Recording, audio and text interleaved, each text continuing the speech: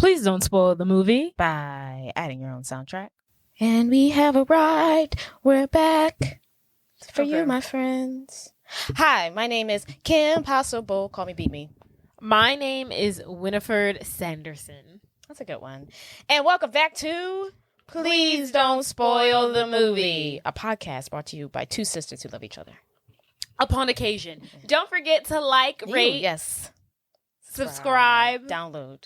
All the fun things. Yes. Follow us on our comment, even if it's a bad comment. Oh God. Follow us on our socials. Please, please don't spoil. That's our Instagram. Our TikTok is Don't Spoil the Movie. Don't spoil the movie. We have a Pinterest. I don't know the other handles. Everything else should be Please Don't Spoil the Movie. Yeah. Yes. Welcome back. How are you? Party. How are you, Dollface? I am fine. Fabulous, darling. Fabulous. I am fine. Don't have any new developments. Mm-hmm. I have some horrific dating experience that has, plagued my life recently. Oh, wow. But that's about it. You feel like sharing? Sure. Maybe it'll make me feel better. Okay. I'm scared. As you should be. Oh, God. Okay. So let's dive in. Uh-huh.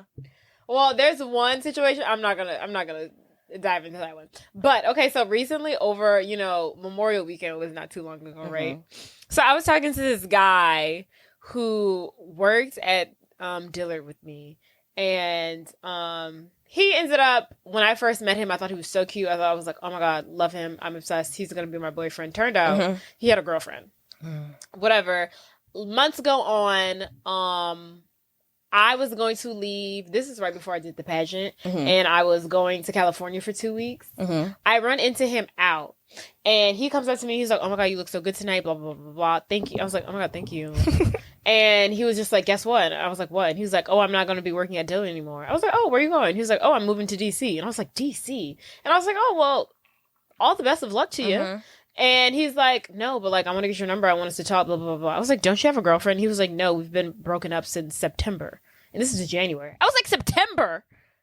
I was like, you mean you've been broken up with your girlfriend since September and we're in January? You mean, I was like, at this point, me and you could be married, engaged, and have a baby on the way at this point. So it's the gag isn't that he has a girlfriend, is it? No. Okay. That's what I was waiting. That's not the gag. That's not the gag. This is the side story to really build us up into the next situation. So, lo and behold, he doesn't have a girlfriend.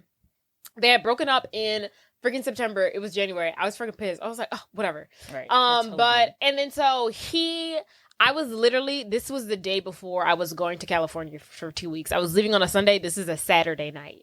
Okay. So we're not at Memorial Weekend anymore. No, this is back in January, right before I did the pageant. Okay. This is when this is occurring.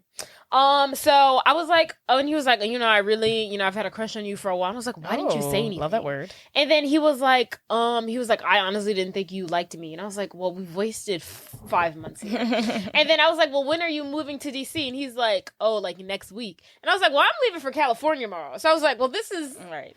Thanks. I was like, well, what information. Shitty timing, right? So, anywho, but we got each other's numbers. We stayed in contact, and we had been talking the whole while that he had been in DC. And then he kept on telling me, Memorial Weekend. Well, not Memorial Weekend, but he was like, in May, I'm going to come down for the summer for 2 weeks, 3 weeks, whatever. So he ended up coming down. We were supposed to go out Memorial Weekend. Long story short, he ghosts the living shit out of me. Crickets. Crazy town. So the moment he landed in New Orleans, stopped texting you, or you had plans? He was there. He was in town. So this is Memorial Weekend, right? He had been in town since the weekend before Memorial Weekend, but his little brother was graduating from high school. He's busy. He was, apparently his grandmother was sick. I was like, I don't really believe that. He was hanging out with his ex. Yeah. That's what I think it was. That's literally what I think it was. But anywho, his grandmother was sick. So I was like, I gave him his little time. I was like, okay, you've been here for a week. Now it's mine. It's me time. Right. Okay, what are we doing? Right. So, I'm like, okay. And he's like, literally up until January, till he touches down in New Orleans. I can't wait to take you out on a date. I'm so obsessed with you. I've had a crush on you so long, blah, blah, blah. This is where I want to go. You're so fine. Blah, blah, blah, blah, blah. I text him the day of. I'm like, okay, so what exactly are we doing today? Radio silent. This is after the week of like he's been busy. He's been in town. He's like tomorrow's I've been and he's like tomorrow's radio silence. And I was like, so what are we doing today? Nothing. Crickets. So then I follow up with him like 2 hours later, and I was like, well, I guess nothing. See you in hell. See you in holy hell. See you in hell. And literally nothing. And I was like, are you kidding me? And I just so weird. So confused. How old is this young man? They're always younger than me for whatever reason. If I'm 27, he's probably like 25, maybe 24. I don't know. So he's like 22 and boy age. Yeah, 19. So was very confused, had a meltdown about that, right? I was like, what? I was like, where is my man? Why is the universe not cutting me a break, right? Had a meltdown. So then when I think there's a little glimmer of hope, right? Okay, so that was Memorial Weekend. What day are we on now? Today is now January 12th, right? June 12th, excuse me, January 12th. Today is now June 12th.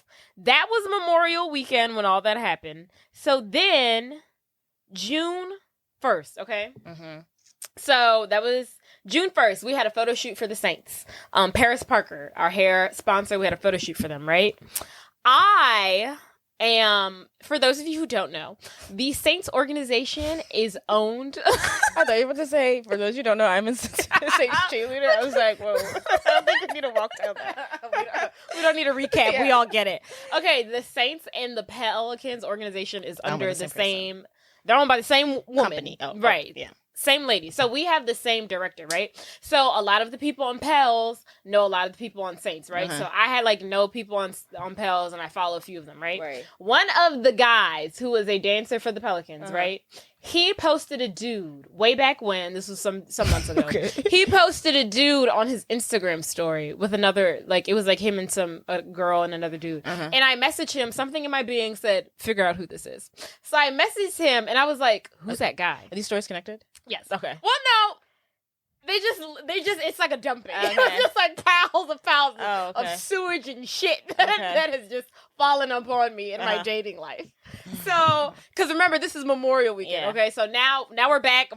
This is, now we're in the past again. Okay, so this is months ago. I messaged the guy on Pels. I saw him. He posted somebody, a hot dude, in his Instagram story months ago. And I messaged him. I was like, who is that? And he was like, oh, that's my brother. And I said, oh, he's really attractive. Does he live down here? He was like, no, he lives in Nashville. And I was like, thanks for your time. Goodbye. Right. And then he was like, what? He was like, but he's, really sweet. And if you think he's cute, you should DM him. Blah, blah, blah, blah, blah. And I was like, send me his Instagram. So he sent me his Instagram. So I got his whole Instagram. I was like, he's hot as hell. Fine, gorgeous, handsome. And I was like, okay, I was like, and he was like, yeah, he's really easy on the eyes. And he was like, if you want, I can tell him about you, or you can DM him, whatever. You can get this going. And I was like, yeah, tell him about me. And he never did it. So he took too long. So I ended up sliding in his DMs, right? So I slid in his DMs. I was like, hey, I'm friends with so-and-so. He told me about you. I just wanted to introduce myself because I thought you were attractive. And he was like, oh my God, really appreciate you reaching out. Blah, blah, blah. He was being very dry via the DMs. Oh. I was probing all of the questions. And after a while, I was like, okay, time to wrap this crap up. I was like, okay, look, if you're ever in New Orleans, maybe hit me up. I don't know. I can't tell your energy. And then out of nowhere, he was like, no, absolutely. I think you're amazing. I would love to hang out. And I was like, okay, I can't really read you, but great. I'm glad to hear that the efforts weren't wasted, right?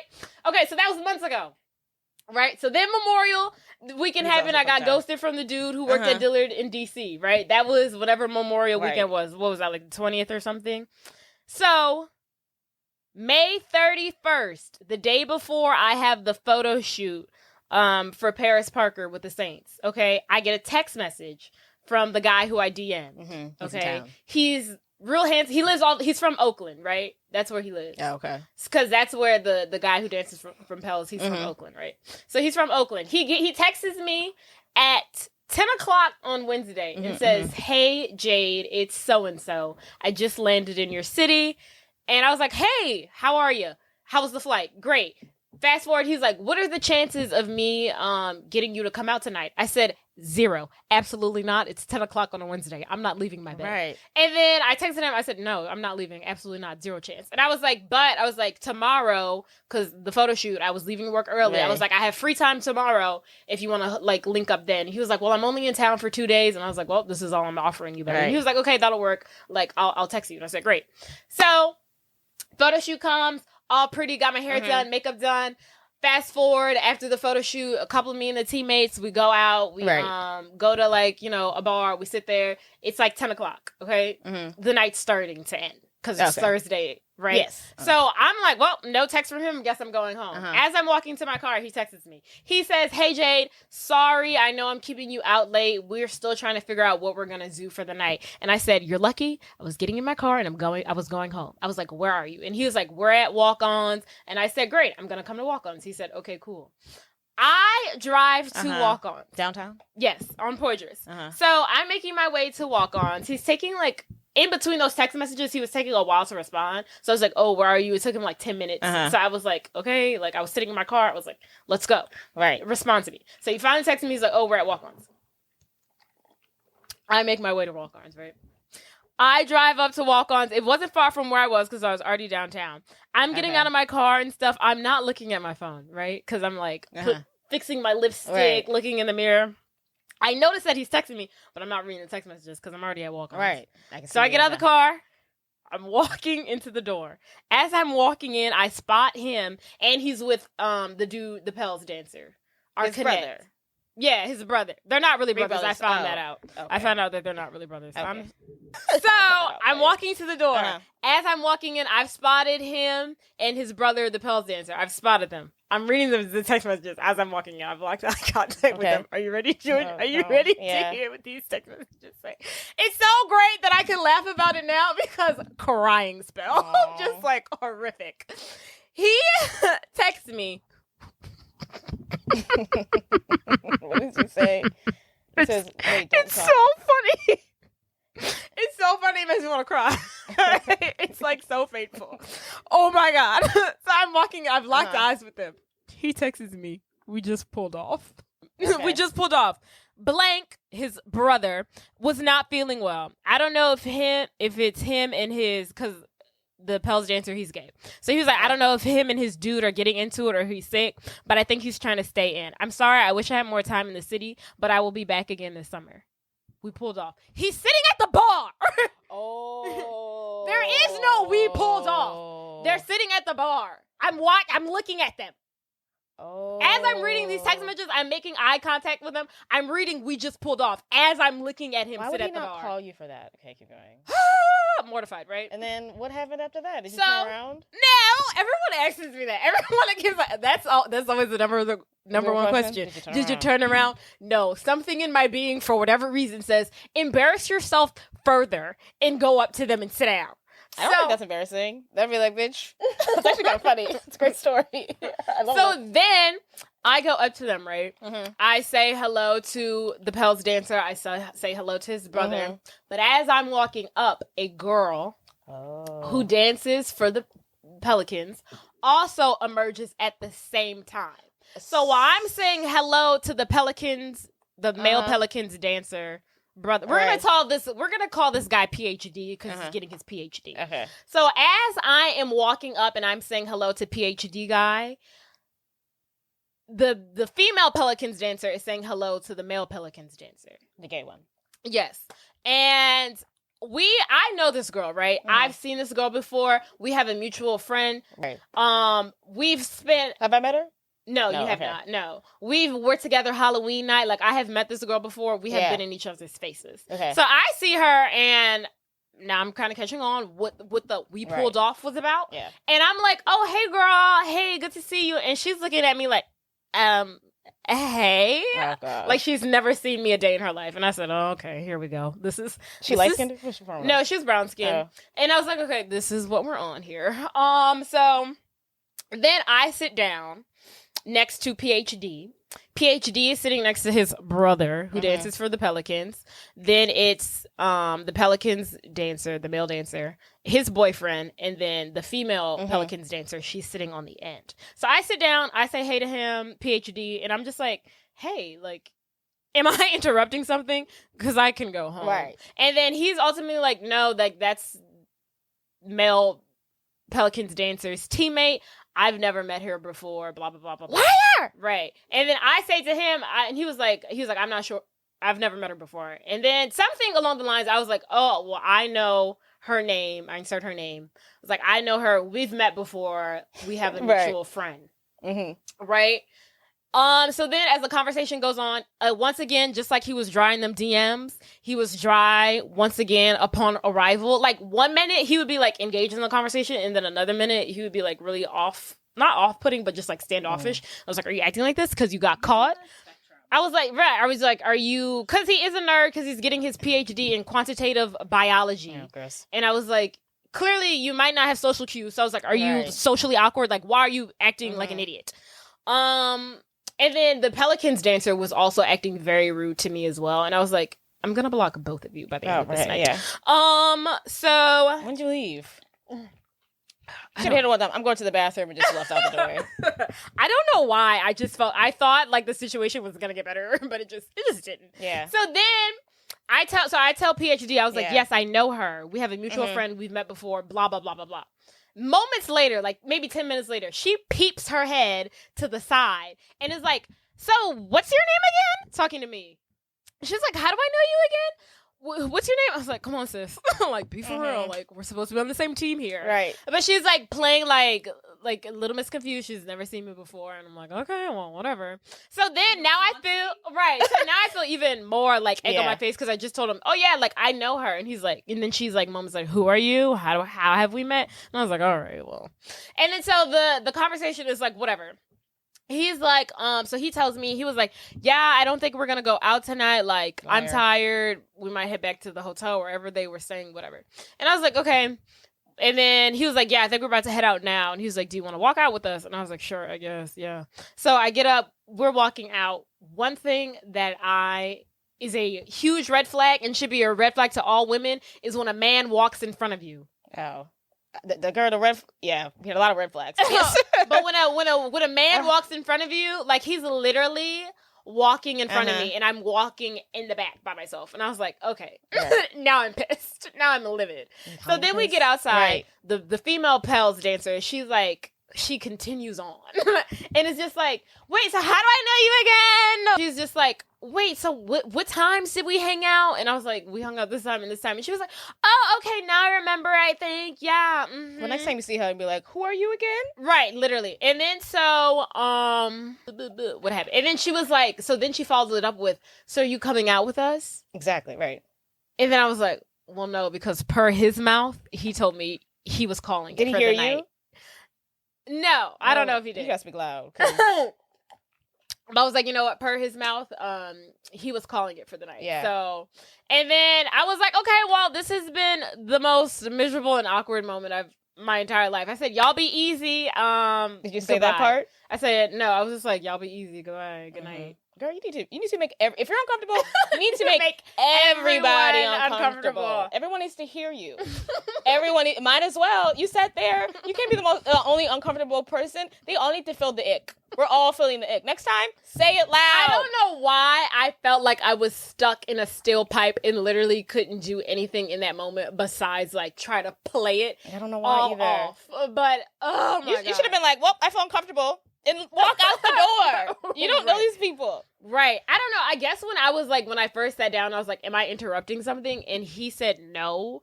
He's a liar. He is a pussy. He is a loser, and he can't speak his mind, and he's an idiot. I would say that on top of that. Clearly, he's getting a PhD. Does he have any mental skills to work the streets? Because he clearly are only going to the books. Like, clearly you have no game whatsoever because you don't even know how to lie properly. Right. You're not even good at it. You don't even know. Like, you can tell the truth? Right. I was like, you don't even know how to handle or dabble in having 2 dates at one time and like shake it off and play it off well. So then I ended up texting our mutual friend that me and this female dancer had in common. And she was like, well, she reached out to me. And basically, the girl, she ultimately apologized for how she acted towards me. She was like, I feel like I was probably coming off a little bitchy. Oh, she needs to say that. She needs to say that in front of everybody. Right. She was like, I think I was probably coming off a little rude. And I wasn't trying to, but I could feel how I was. Yeah, and, stupid. She also said, per her conversation with her, that she didn't know anything about PhD guy. She didn't know. So what she said to our mutual friend was like, oh, and I walked up and she was with a guy and I assumed they were on like a date or something. So what I think it was, the male dancer, was like, hey, I'm out. Well, no. This is what I think it was. Okay, so the male dancer in PhD, right?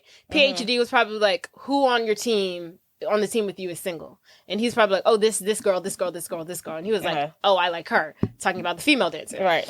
And then he was like, invite her out tonight. And then the male dancer did that. And then that's when he was like, let me text Jade and be like, oh, I'm not going out tonight. I pulled off, blah, blah, blah, blah, blah, because the female dancer was now arriving.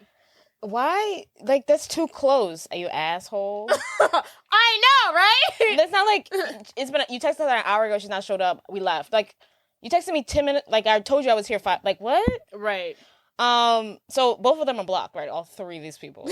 Well, yes. The girl, I never followed her to begin with. Oh, I'm not talking about that. I'm talking about the first guy and these two couple guys. Okay. Oh yeah, DC guy is definitely blocked. Yeah, he's 100%. That when I said, what are we doing? And I followed up with, I guess nothing. He still didn't respond. Then had the nerve to watch my Instagram story later that night. He's blocked. Yeah. Now I didn't really feel it necessary to block the PhD guy because it was just like, this was the first time. Are you following him anyways? I unfollowed him. We were following each other, but I unfollowed him. Perfect. And then were you following the dancer? Yes. He could be unfollowed. I should unfollow him. I probably will. Let's go ahead and do that right now. Let's not forget. Let's go ahead and unfollow him right now. The only reason why I'm hesitant... Let's unfollow him right now. Listen, hear me out. I don't care. Let's unfollow him right now. The only reason why I'm hesitant to unfollow him is because, like... Fine, you hate him. That I did do. I did do. We will be in spaces together. Like, we will have scavenger hunts between my team and his team, and we will have he ain't on your team. You're right. Oh my God. Can we take a moment when you get back? I just want to take a moment to conjure, the earth, the goddesses, the energy, and to spit on their grave. Will you? I'm like, we're gonna spit real quick. Like, can I get a spit from you? 2 spits. 2 spits. Thank you. And I welcome everyone at home to also spit on these men's graves. I have never. It was just like back to back to back. Because it was like Memorial Weekend with the DC dude. And then when PhD guy texted me, I was like, oh my goodness, a silver lining to this horrible situation that I just experienced with the DC dude. And then that crap happened. Okay. We just pulled off. It was just, that's the part. That's the part that really gets me every single time. Is we just pulled off as I'm looking at them sitting at the bar. You should have done one or two things. Left immediately, or 2, been like, well, since you guys are pulling off soon, I guess I'll see you later, and then walk out. You cannot. Like, everyone needs to be uncomfortable. I'm sure, like, even more uncomfortable. They need to know you're uncomfortable. I was like, oh my God, how gross are they? So I was like, this is really just like a shithole of a dating pool that I have found myself in. Men are terrible. Some of the worst I've ever seen. I was like, is this what's out here? And I had high hopes for both of these two. One of them. Not so much the second guy, but maybe the first guy for sure. The first guy for sure, because the longevity of how much we were talking and how much he was like literally, I'm so obsessed with you, blah, blah, blah, blah, blah. I've had a crush on you ever since I saw you, blah, blah, blah, blah, blah. And then crickets. But I had high hopes for PhD guy because he was getting his PhD. I was like, on paper, he was giving husband material. Yeah, maybe he's not getting his PhD. He needs to get social skills. Yeah, that's what he needs to get. A degree in how to treat women 101. Right, or a grave site. I can help you pick one out. Girl.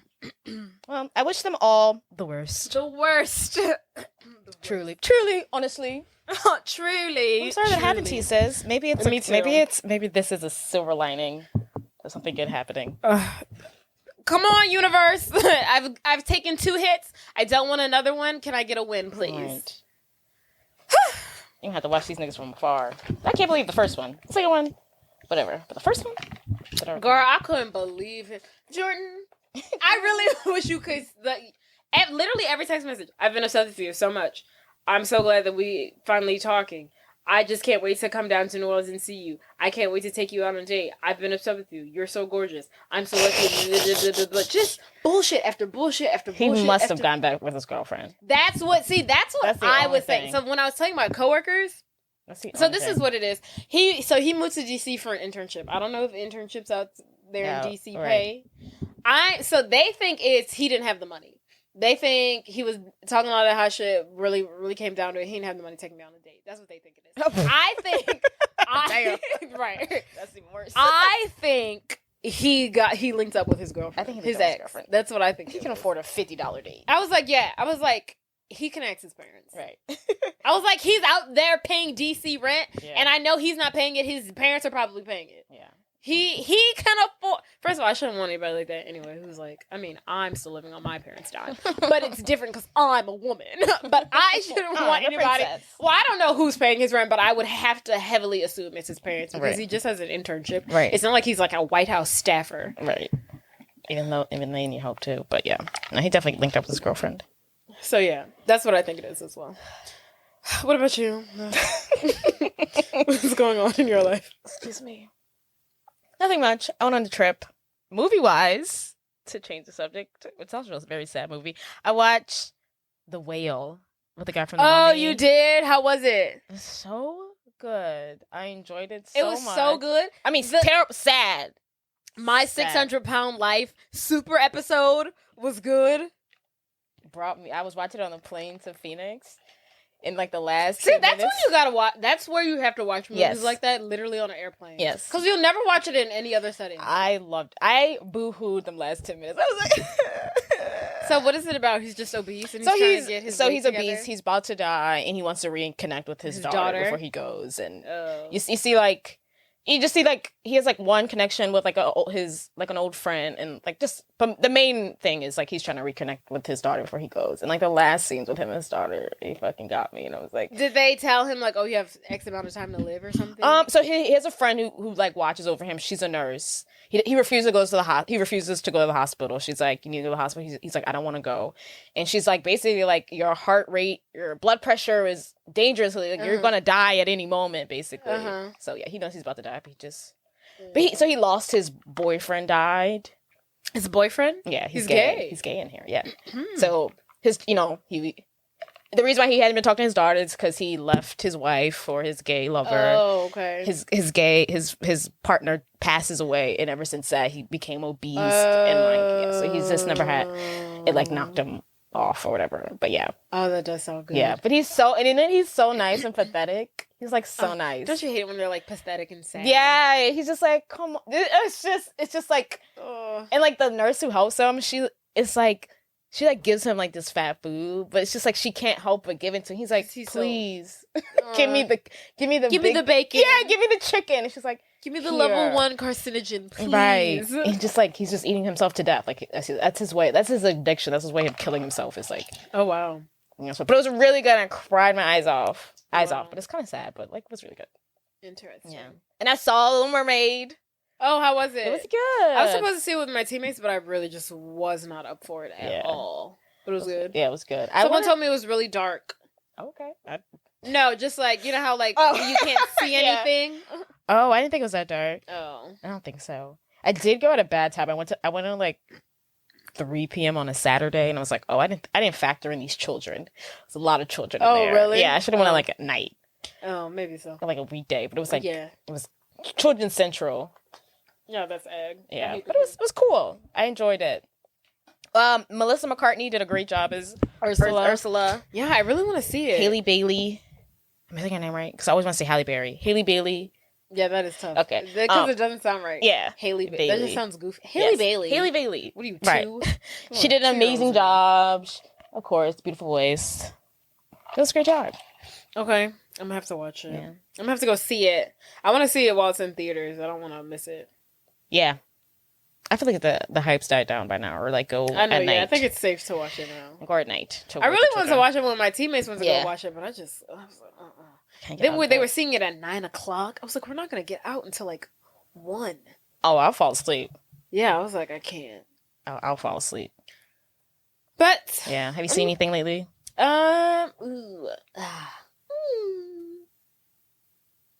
Nope. Besides, the Vanderpump Rules, killing it. That's about. Oh, you know what I started watching? Mm-hmm. They only have 1 episode, and I didn't even finish the episode. But The Idol, that's on HBO Max. Oh, that show how with The was Weeknd. that? Everyone's talking about how horrible it is. I don't know. Just like from the one, I don't know. Yeah, you can't. It's just one episode. I can't gauge it from one episode, and like I can't really determine if when I'm watching it, I was like, do I think it's bad, or do I think it's bad because everyone people say it's bad? Right. So like now I'm thinking it's bad because everyone said it's bad. Right. So I don't know. But I will say I don't know why The Weeknd has that ponytail. He looks like his name should be Stavros. Stavros. It's just like, is he wearing teeth? He's in fake teeth. I feel like his face is... I don't know. He has the ponytail. He has a silk press ponytail. LOL. And I'm just very confused as to why. Like what year are we in? This is not 1979 in Florida. It's current day. Yes. Oh, okay. Interesting. It's just like, what's with the... I just don't get the ponytail. That's weird to think that he's acting now.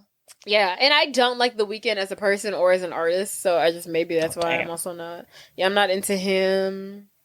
So I don't know. I don't know if I'm into The Weeknd as an actor. I don't like him at all. There's nothing about him that I like. I don't really know his personality. I think it's for the best, but... Yeah, I'm sure he's a shit personality. I feel like he's kind of like Kanye West. He's dated a lot of, none of them being black women, of course, but he's dated a lot of famous women. Selena Gomez, one of the Hadid girls. Don't ask me which one. Do those girls have personalities? I don't know. Do they require a lot of personalities? Right. But he's dated a lot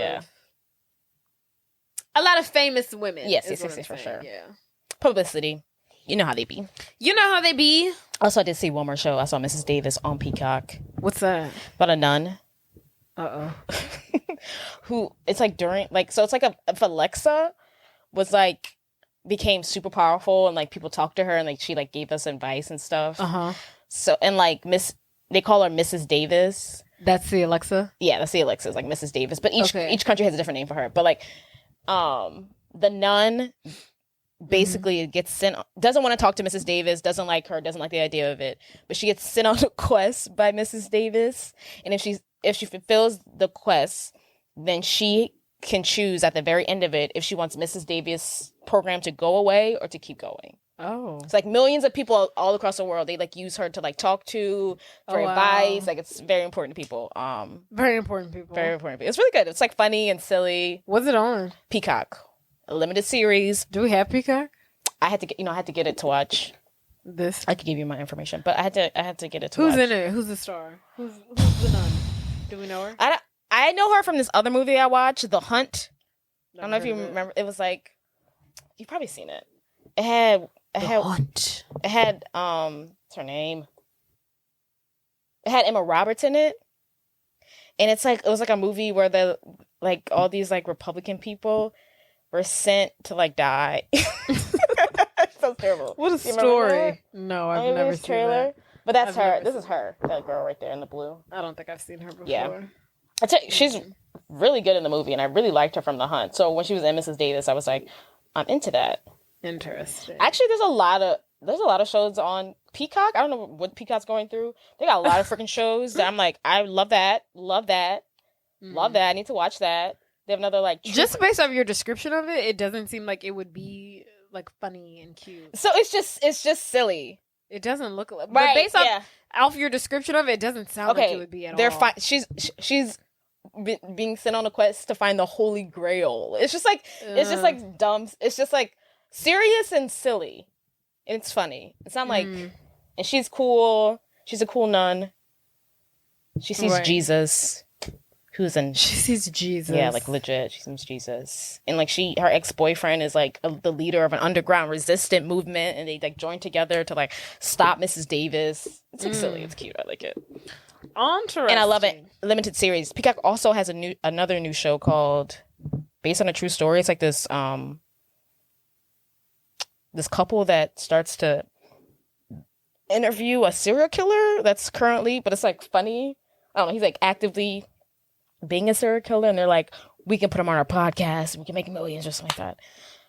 It has a girl from Big Bang Theory. Oh, yeah. I know. Yeah, I've seen it. I've seen it. The guy, he's the love interest on the Mindy Project. Oh, yes. That is him. I love it. He's so cute. He looks way cute on here than he did on the Mindy Project. It's because he has a beard. Oh, okay. But yes, that's it. So many shows to watch. But, do you want to tell us about... Okay. With all that kind of your story that you told kind of like ties into this movie. Trash Men. Not really. I mean, Garbage Men, but that's about it. Think Garbage Men. There we go. Think Divorcees. Am I saying that right? Divorcees? Divorcees. Divorcees. Divorcees. Diverse. Think divorced women. Yeah, divorce. Think feminism. Period. Think side chicks. Yes. Think gold diggers and sugar daddies. Think she's 12. Think suicide. Think revenge. Think fleeting beauty and youth. But at the end of the day, we still have friendship. And that leads us to, drumroll please, The First Wives Club! Oh An oldie but a goodie. Some of the best work that cinema has ever seen. It's one of your favorite movies? It's definitely up there. Definitely up there. This is chef's kiss of a when film. you were like, I'm gonna do The First Wives Club. I was like, okay. Yeah. Chef's kiss. Okay. Chef's kiss of a film. Summary. Devastated over the marriage of her ex-husband to a younger woman. Period. A middle-aged divorcee plunges to her death via suicide from her New York penthouse. At the woman's funeral, her former college best friends, Bette Midler, Goldie Hawn, and Diane Keaton, reunite for the first time in nearly 30 years. Crazy. When the three discover the reason for their friend's suicide, they realize that all of their ex-husbands have taken them for granted. And deciding it's time for revenge, they make a pact to get back at their ex-husbands, establishing the First Wives Club. Lovely.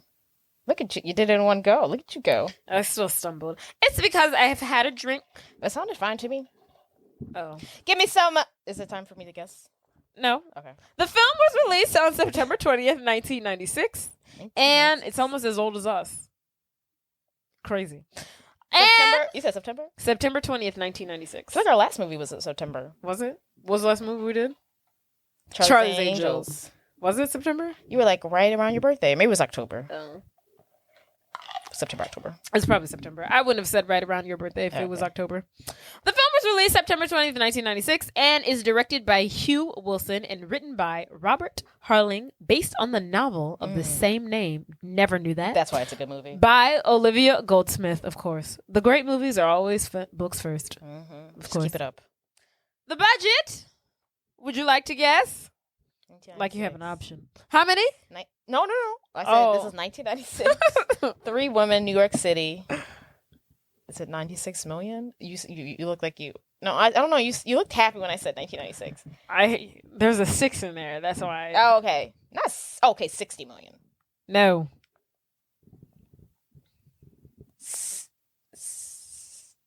16 million. No, but that's better than.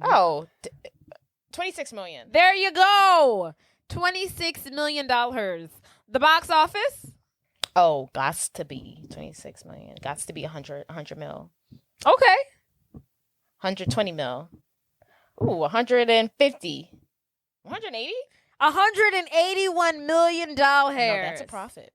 The film was a surprise box office success. Damn, not surprised. Yeah, it's pretty good. And later developed into a cult following and was the actresses, the main three, highest grossing projects of the decade. Oh, lovely. I don't know. Yeah. Nice? I just know only one of them from Hocus Pocus. I can't think of the other. You don't know the other one? No, Diane I mean, they look... Keaton? I know they look familiar, but I can't think of another movie. You know Diane Keaton. I know the name. That's one? The one purple? Diane Keaton is the homely one. What is Diane Keaton? She's in The Godfather. I feel like we've seen her now a lot in her older roles. Diane Keaton? Literally, everyone knows Diane Keaton. Don't make me pull up freaking film. Here you go again. Diane Keaton. Let's see. Just pull up her rap sheet. Something's Gotta Give. Okay. Father of the Bride. Never seen it. The Godfather. First Wife. The third The Godfather. Oh, Because wait. I Said So. Okay, no. The Big Wedding. I don't know what that is. Yeah, she's definitely... The Family Stone. Mad Money. She's in those, like, you know, those white women, those feel-good white women films. Yeah. That's her. Definitely That's older. Diane Keaton. Definitely in her older age. Yeah, I feel like she's... I'm going to have to watch The Godfather again to see where she's in The Godfather. She's literally the main guy's wife. Okay, right. I'm looking at it. I thought it was just the third one, but she seems to be in the first three. What's the other lady in? Who? Goldie Hawn? You know who Goldie Hawn's daughter is? No. You kidding me? Goldie. Kate Hudson. Oh, really? Yeah. Fucking Nepo babies, man. Right. You're always like, oh, they started from the bottom. Oh, Death Becomes Her. She looks just like her, too, I feel like. Oh, Snatched. I like her in Death Becomes Her. Don't we all? But not too many movies that I truly know, but yes. Okay. And what's the other lady's name? Bette Midler. Hocus Pocus, for sure. Of course. What else we got? That's all we need her. That's all we need from Bette. Hocus Pocus. That's all we need to know. Let's name another one for her. Can't. Yo. Oh, Stepford Wives. Okay, yes. Stepford Wives. And we're going to have to stop there because a lot of these are older. But yes. Yeah. Congratulations, ladies. Sorry. Mm-hmm. Tangent. Back on course. Okay. So yes. I guess that makes sense why this was the the highest grossing film, because they're just like in like small. They're like we know them. Right. It's just like mostly like small rom-com. Yep. And it also helped revitalize their careers in film and television. I guess they weren't doing much up until this film. Composer Mark the composer. Mark Shaman was nominated for an Academy Award for Best Original Music Score for this film. And you know, before I saw that, yeah. When I was watching this movie, I was like, this movie has like a lot of good music in the background. I'm gonna have to watch it again because all I can think of is "You Don't Know Me." Like listening to the background, I was like, the way the music is placed in this movie, I was like, this is really good. And then look at that. He was nominated for Best Original Music Score. You got the ear for it. Goldie Hawn was awarded a Blockbuster Entertainment Award, in both Bette Midler and Diane Keaton received Satellite Award nominations for their roles. Very minor awards, but you know, I felt it was worth noting. Right. Bette Midler and Goldie Hawn were the first of the trio to have landed their roles in the film. Mm-hmm. Although Bette Midler wanted to play the role of Elise at first. First of all, let's just dive into the cast first. Let me read that first. So Bette Midler as Brenda Mulroney Cushman, a wisecracking Sicilian Jewish single mother. Goldie Hawn as Elise Elliott, a former one-time Oscar-winning actress. They said it like, okay, first of all, it's really hard to win 2 Oscars like one time. That's all you need. Right. It's hard to get do you know how hard it is to get 1 Oscar, let alone 2? Mm-hmm. But whatever. A former one-time Oscar-winning actress, now an alcoholic and a heavy smoker. Diane Keaton as Annie. We don't need to know the last name. The vehicle for the film's narrator, basically. Mm-hmm. And also, I wouldn't say it's central character. I would say they're all central characters, but whatever. An anxious and slightly neurotic housewife.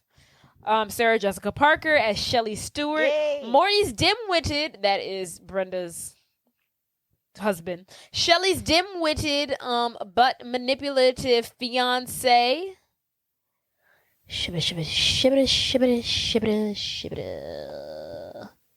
Dan Hadayi as Morty. Brenda's ex-husband, an electrics tycoon who takes advantage of his former wife having signed an out-of-court settlement. Stephen Collins as Aaron Paradise, Annie's conflicted husband and CEO of an advertising agency. Bill. Yes. Victor Garber, Daddy Warbucks, as Bill, who cares, a successful film producer who rose to fame through Elise's connection and eventually left her in favor of a younger Starlight.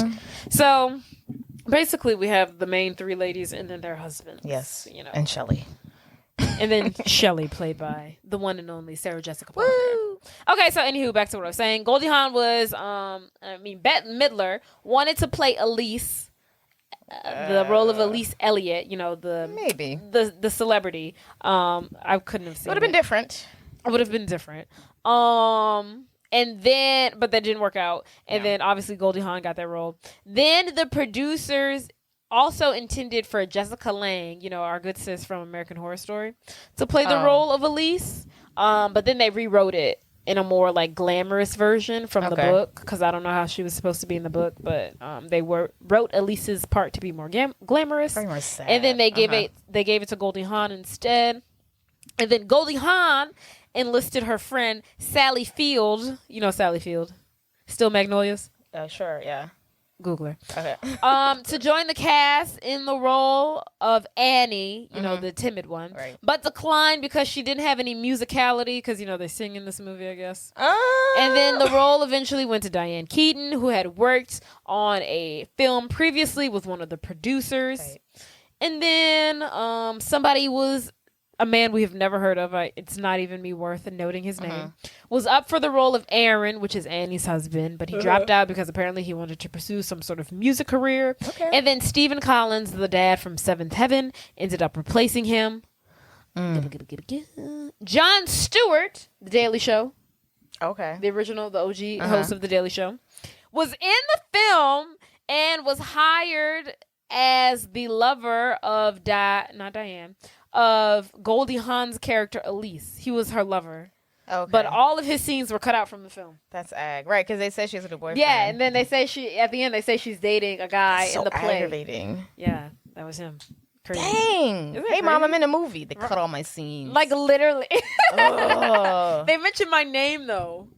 Well, not so even. So aggravating. Yeah. Then Dan Hedaya, whoever, the guy who plays Morty, won the role of Brenda's husband over Hector Elizondo, the driver, the security guard from Princess Diaries. Okay. I like Morty better. He's more And then Timothy Chalamet. I know, right? That's what I want to say. Every time I see it, I say Timothy Chalamet. Timothy Olympian. Maybe made his screen debut as director Brett Artina, the guy at the beginning, who's we make her grotesque. Okay, he was. Oh yeah. This was his first movie he was ever in. Right.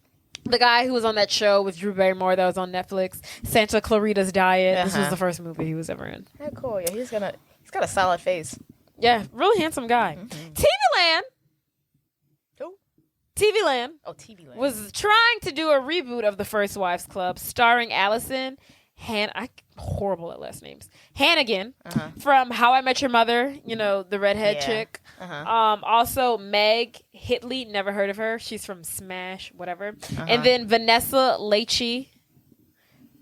I don't know why it says Lachey. What's Vanessa?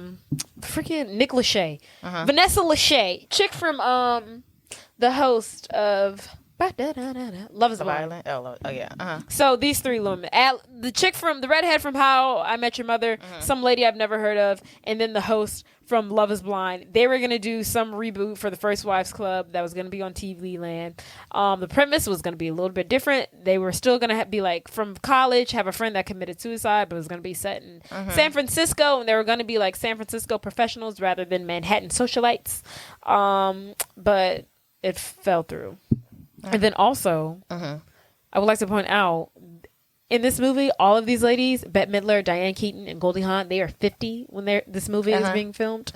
For this reboot, the ladies were all like 35. Right, I was about to say they were very young. I was like, they're like teeny boppers. That's like not the point. I was like, that is not the point. The point of the movie is for you to be very like old, not very old, but older, and then your husband to where the point where you get divorced, you're not getting remarried again because you're an old spinster. Exactly. Not at 35 when you can literally still have 100 babies. Right. It's like you gave them everything. But whatever they're trying to do, it fell apart. But there actually is, a First Wives Club TV show that airs on BET Plus, starring Jill Scott, Michelle Butte, I don't know. It's like French. Booty, I don't know. And Ryan Michelle Bath, I think that's her name.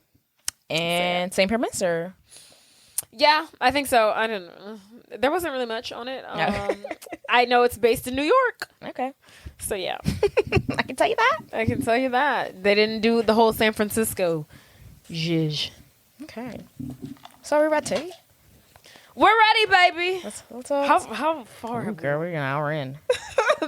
That's crazy. God bless you. I know. In the editing room. Haha. My heart goes out to the editors who have to edit this episode. Oh my God. It's going to be a field day in that editing room, man. It sure is. Hopefully I start tonight. Usually I don't because I hate myself. But okay, let's dive in. Oh, I'm about to dive in.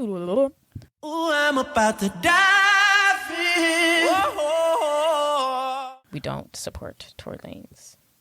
No, Trey Songz. Songz. Okay. We do not support abusers.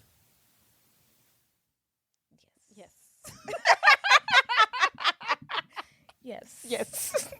There was more I wanted to say, but I couldn't was think of like, what I don't know where I'm going with this. Okay. That's all.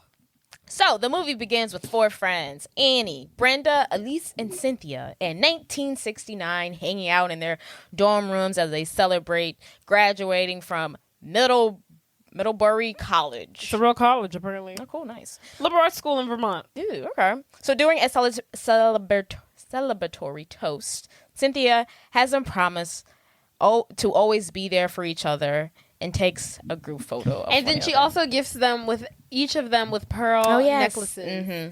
And then you can see like all of their personalities. Like Cynthia, like they say she's the valedictorian of the entire class. Mm-hmm. Most likely. We see Elise, she's looking at herself in the mirror, so she's very full of herself. Annie's like kissing up to everybody. Oh my God, Elise, you're so pretty. Cynthia, you're so smart. And then Brenda's like, cracking jokes. Right. So we see their little personalities come out. I love how they use their actual voices. Isn't that very interesting? Yeah. They have younger actresses play them, but they use the real actresses' voices and like a voiceover. It's very interesting. Very interesting. It works. Never seen it done before. Right. Quite like that. Right. Usually they don't care that much. Right. Usually they'll just let them talk. Right. The regular actresses talk, but no. So in present day, I must say, I must say, whoever plays young Elise Elliott looks exactly like Goldie Hawn. You think? Oh my God! I was like, "Is that not Goldie Hawn?" Is that her? Maybe it's her daughter. It looks just like her. That's not. It's not her daughter. Right. We know her daughter is. Maybe it's her other daughter. So in present day, we see that the four women have lost touch. I just want to point out, how did they do that? I would never lose touch with my four best friends from college. I'm sure it's very easy, especially in the 60s. They all live in New York City. That's true. They all live in the same city. I was just like, they didn't even like split that's up. So true. My argument was literally about to be they move across the country from each other. They literally all live in New York. And they should be in But New York is still big. I know, but some of them should be in the same social standings, I would think, or like. Yeah, like Elise and like Cynthia should probably still be in the same circle. Oh, I would like to point out that Cynthia is played by the lady from Grease, right? Yes. Cynthia Swan Griffin is played by Stockard Channing. Stockard? The chick from Rizzo from Grease. I would have really liked, I know her character is supposed to die, but I would really like to see how she would have interacted with these women. Yeah, I would love to seen her as like a combination in the group, in the circle. Me too. R.I.P. But okay, so we see Cynthia in present day looking at... She's in her New York penthouse. A New York penthouse and like a gown. She's clearly going through it. Oh my gosh, she's like drinking and she's like moving all weird. Yeah, she's wearing like a silk dress with like with a robe on top of it. She's like all shaky. She's Yeah, she's going through it. So she's looking like a photo booth, and one of the photos is the pictures from the girls from 1969. Photo album. Oh yeah, photo album. Then she also looks at tabloids that show that her ex-husband has remarried some much younger, more attractive woman, making her even more angry. Played by... Oh, you know her name. She's somebody famous. Heather Locklear. Okay, yes. Her husband left her for a young Heather Locklear. Yes, the nerve of him. So Cynthia's going through it. Her cleaning lady comes in to check on her. She gives some of her jewelry to the cleaning lady. The pearl necklace that she gave to the girls on their graduation. Oh, that's what it is? Yes. And she tells the girl, she tells her to, go home for the day. Thank you. And she also says, hey, I have some letters for you. Can you deliver them for me on your way out or whatever? So she makes her way to her terrace in her penthouse. In her fur coat. Yeah, she puts on like a fur coat. She really looks like she's smoking a cigarette. Yes. She looks great. She embodies everything that she's like going through. Yeah. She looks like the drunk housewife on, some sort of housewife drug who's smoking a cigarette about like contemplating their life. Like what she's going through, she's portraying it perfectly. It's what she's giving is what she's giving. Is what she's giving. So she steps out on the ledge, she's smoking a cigarette. And she takes like one last gulp of her drink and she flicks her cigarette off the terrace, and we don't see it, but cut to the next scene. It's led to believe that she jumped. Yes. So cut to, we see Annie in present day. She's just gotten home from a night out. Played by Diane Keaton. Thank you. She's just got home from a night away with her husband, whom she is separated from. And Aaron. And she walks into the kitchen to find her daughter, Chris, is like looking at her judgmentally, and she's like, where were you last night? And she's like, I was just out hanging out with your father. She was like, you were with that man again. And then she was like, sweetheart, that man is your father. And she's like, Chris is like, he's using you. He doesn't like you. You're a doormat. And she's stop it. They don't really talk about it much. I kind of feel like maybe he was using her for like advertising advice. Yeah, their relationship is the one that I get the least. Yeah, because it's what's the disconnect here? Yeah, like I don't know how they met. Like did they used to work in advertising together? I must say beauty's in the eye of the beholder, but he is significantly more attractive than she is. I think he likes her because she's a doormat. Maybe so. And I feel like she must have. I feel like there's some cutout scenes that we didn't see, but I feel like she had to like help him with his career in advertising. Probably so. That's what I'm assuming. Actually, I feel like she didn't. I feel like what I get from her is like she literally was like the stay-at-home wife. She tended to the kids, kept the household in order while he was like building the business. But maybe he was like, I'm building the business, but like she was always back there being like, you should do this, like maybe. But like I don't know. He started asking her for advice, and I kind of believe that he was. She really doesn't seem like she has the brains to do anything. But anywho, so Chris is unhappy to hear that she was spending the night with her father. Because for whatever reason, she hates her daddy. Yes. And I really want to know the backstory to that. Because she's probably seen him treat her terribly. She's a lesbian. She tells her mom she's a lesbian. Feminist, and she knows. Right. She knows a bad man when she sees him. Exactly. The lesbians have the eye. They do. And yeah, she calls her mom a doormat. She reveals to her mom she's a lesbian. And then we get cut to Elise, who's at her plastic... Elise Elliott, played by Goldie Hawn. Who's at her plastic surgeon's office. She's like, fill me up, shoot me up, only you can do it right. Put collagen in my face. Right. Put in my fillers lips. into my butt. I want it all. I want to look young. I want to look like I'm 16. And he's like, sweetheart, you're like 45. He's like, I can't. Let it go. He's like, let it go. And she is like not accepting the idea that youth is fleeting, and she really just ain't got it no more. Right. And also her career is fleeting too. So yes, it's just her career is fleeting. Her youth is fleeting. And she's kind of like, her plastic surgeon is trying to have a heart-to-heart with her. Yeah. And he's like, look, I know you're going through this divorce and like your career is not really where it used to be. And she's like, it's not about my divorce or my career. I want to look young. Make me look young. Like, sure.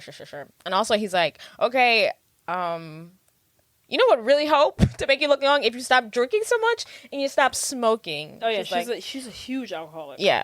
For someone, I know her character is supposed to be like an alcoholic and a smoker. She looks amazing for someone who partakes such devices. She's a gorgeous lady. Yes.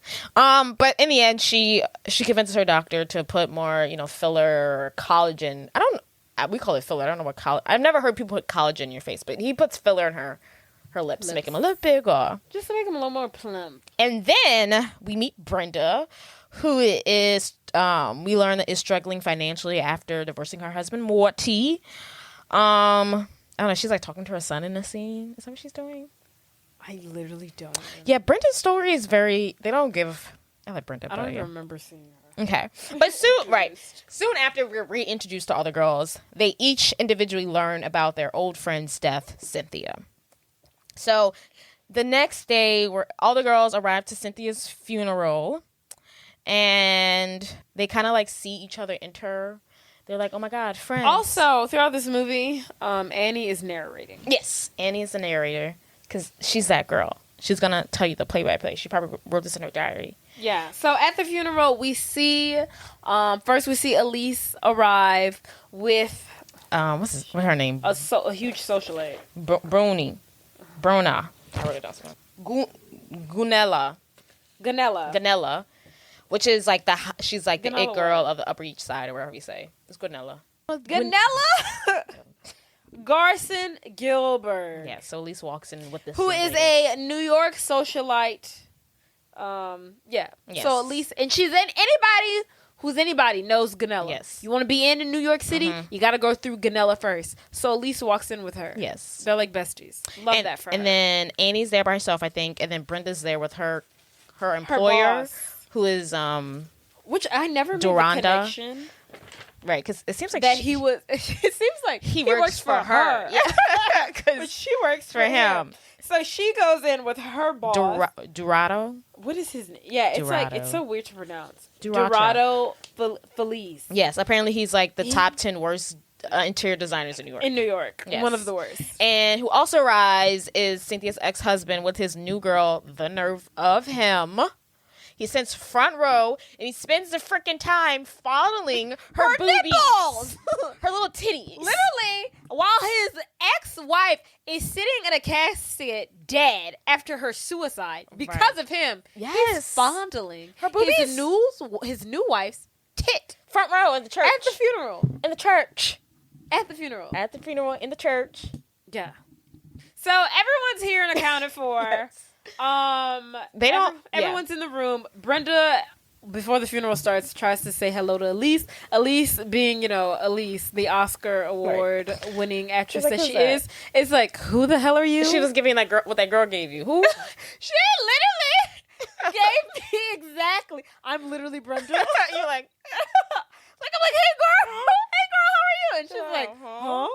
Do I know you? Literally. Like, girl, we're best friends. You're drunk. What's your drunk ass? What you drunk behind? But, so after the funeral, the girls meet up with each other. So and yeah, Annie goes up. The funeral's over. Annie goes up to Elise. And Annie's like, Elise! And Annie is like, so good to see you. And Elise is like, Allison? And she's like, no, it's Annie. And she's like, right, Annie. Then Brenda walks up, and then it's like a mini reunion. And they're then all wearing the pearls. Yes, they all are wearing the pearls that Cynthia got them when they graduated from college, and then they all agree to go get lunch together. Love. So at lunch, they basically start sharing their, marital problems. Elise, they're like, I wonder what happened to Cynthia. And Elise, like, spot on explains it. She probably gave Gil the best years of her life. Sacrificed her youth, always put herself last in order to bolster his ego, his drive, his ambition. And just as her dignity was hanging on by a thread, he just lopped it off by running off with some preschooler. And then Brenda's like, obviously this is what's happening to you as well. Right. And then Brenda tells her story about her Morty, who was going through a midlife crisis and started working out and dressing different, changed his look, and then he found a young girl. Played by Sarah Jessica Parker. She's 12. That's what I get that from. Every time I don't like someone who's like 2 years younger than me, I'm like, she's 12. I've never heard you really say what? Mom says it now. Does she? Yeah, she's like, she's 12. Wow, oh my God. I get Maybe it's just so subtle of a comment. I really don't know. She's 12. And I get it from this movie. Interesting. I love when I watched it. I was like, oh, "That's where I get it from." I'm not. You didn't know where you got it from? No, hell no. You I just thought you invented it. I just didn't know why I chose that age. Oh. It's like she's 12. It's not. I'm not saying she's 10. It's like she's 12. It's a great age. But just right before those teenage years. Yeah, right. She's 12. And then Annie's like, "Oh my god, guys, I'm so sorry for what you all going through. I could never understand.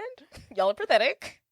And then she's like, starts like slowly talking about her life, and then she's like, "Well, you know, my life is perfect. My daughter's a lesbian now, and me and my husband, we're going through it, but we still love each other. He's amazing. We are separated." And then I'm like, okay, girl, you think you're hot-ish, you're no better than us. So they all kind of realize that they're all going through it. Elise is going through something because her husband, Bill, is leaving her for a young starlight. Phoebe. Morty has left her, Brenda, because he's in a midlife crisis, and he left her for the secretary. Sheila. And then now Annie's revealing that her and Aaron are separated. right. She's at the beginning of she doesn't know yet, but he left her for another woman. But she's in the beginning phases of this. Right. So the next day, Annie meets with her therapist, whom she sees because she has low self-esteem, and Who her husband also sees. is also seeing, which in the realm of therapy practices is a conflict of interest. You can't do that. I literally know that's against the law of therapy. Like, that is not, that's in the rule book. Factually, or It has to be. I was like, It has to be. It should be, because it's like, if y'all not, That's literally the only time y'all should be seeing the same therapist is if y'all doing group therapy. if y'all are doing couples therapy. Yeah. There is no way that y'all should be seeing the same therapist. No, it's weird. It's not, unless y'all are going together. Yeah, your therapist should have been like, "Yeah, I can't do this." Yes. Or like y'all decide to go together and then you see them separately and then y'all come back together. It's just weird to see them separately at the same time. It's not making any sense. Yes. So Annie's talking about the girls and Aaron, blah blah blah, And then she's like, I was the only positive and healthy person in so that proud of room. me. They were all being so negative. Therapists, you would be so proud of me. I was like, oh, look at you, seeking validation. right. How pathetic, Yes. Annie. So that scene's over, and then we see Elise is still trying to divorce her husband. So she's meeting up with her ex-husband to discuss their divorce terms. Her ex-husband claims he played a great part in making her career. Therefore, he believes that he should own half of her assets. So he wants her to get all the assets that that she has or that they share, and then sell them and then split that profit with him. And he also wants alimony. Period. That is, to me, trifling. Wait, he wanted all that? I just thought he wanted alimony. He wanted alimony, and he wanted her to sell their assets and then He split wanted it. them to sell the assets, or he wanted to split the assets? No, he wanted her to get their assets, sell them, and then split the it. cost. Oh. So now she got to do all the work. That's crazy. That's very crazy. Where Crazy was town. the prenup? And freaking alimony. I would never Can want you to imagine? pay him. I love women who get alimony, but paying a man alimony, I'm just like. It just doesn't sit right with me. But also, he is. It's unconstitutional. It is, but also he has like a job. Like, you should be like, I didn't work. Like, I need you to keep up this lifestyle because I gave up my career for you or something, blah blah blah. But he is doing like you great. literally have a job. Yes, that she built for him. Right. Huh?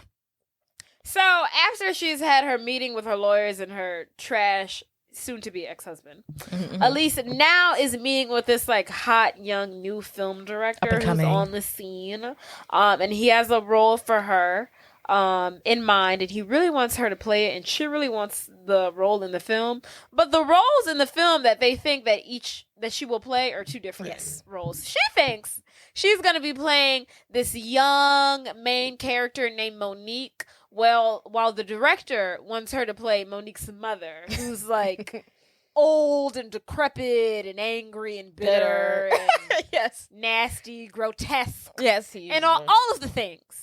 Literally everything she doesn't want to hear that she's been running away from. Everything that she's running away from, he wants her to play. So she's sitting down with this new hot director, and he's like, Elise Elliott in my film, like, this will be such a game changer. Like, I'm so honored to be sitting with you.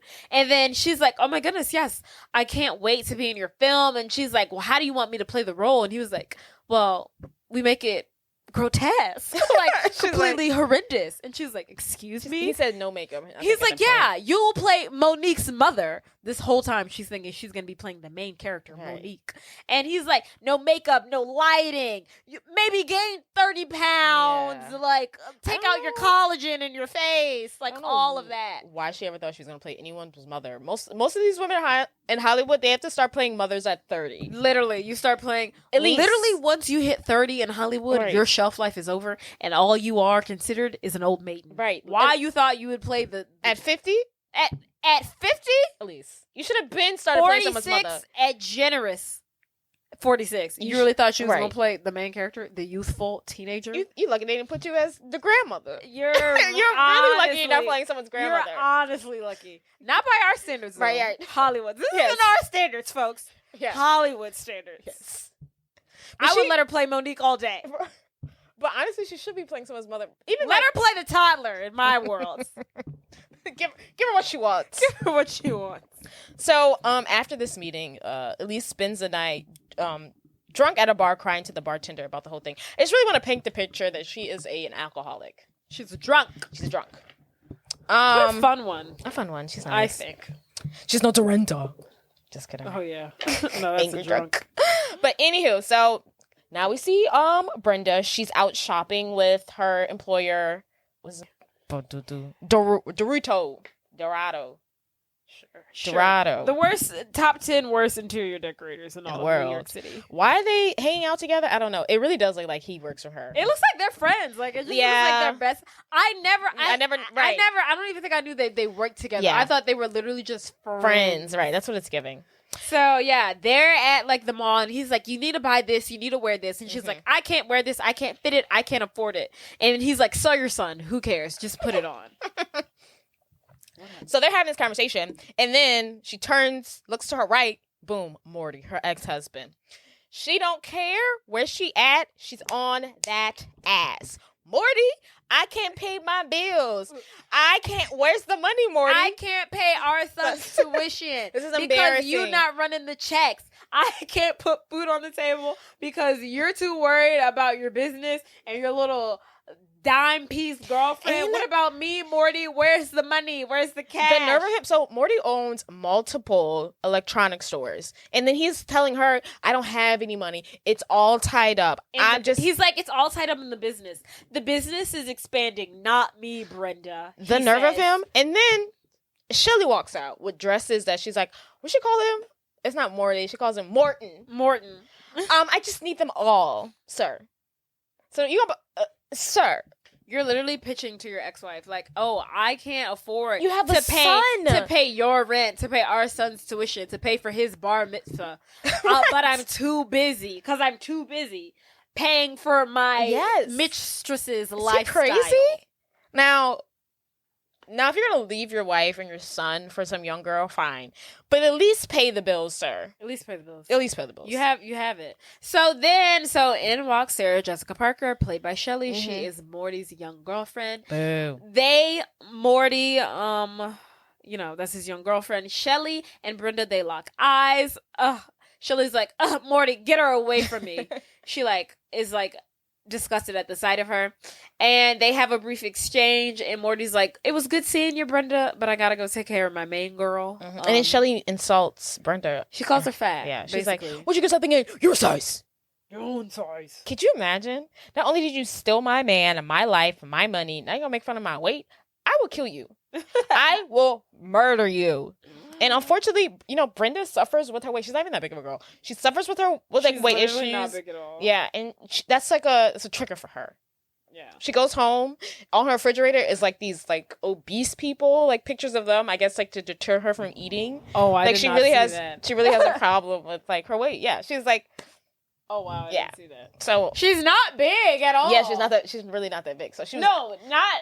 Saying she's not that big makes it sound like she's slightly big. She's literally a regular size. Yeah, she's a regular size woman. She is. So yeah, it was very rude. She's just not tall.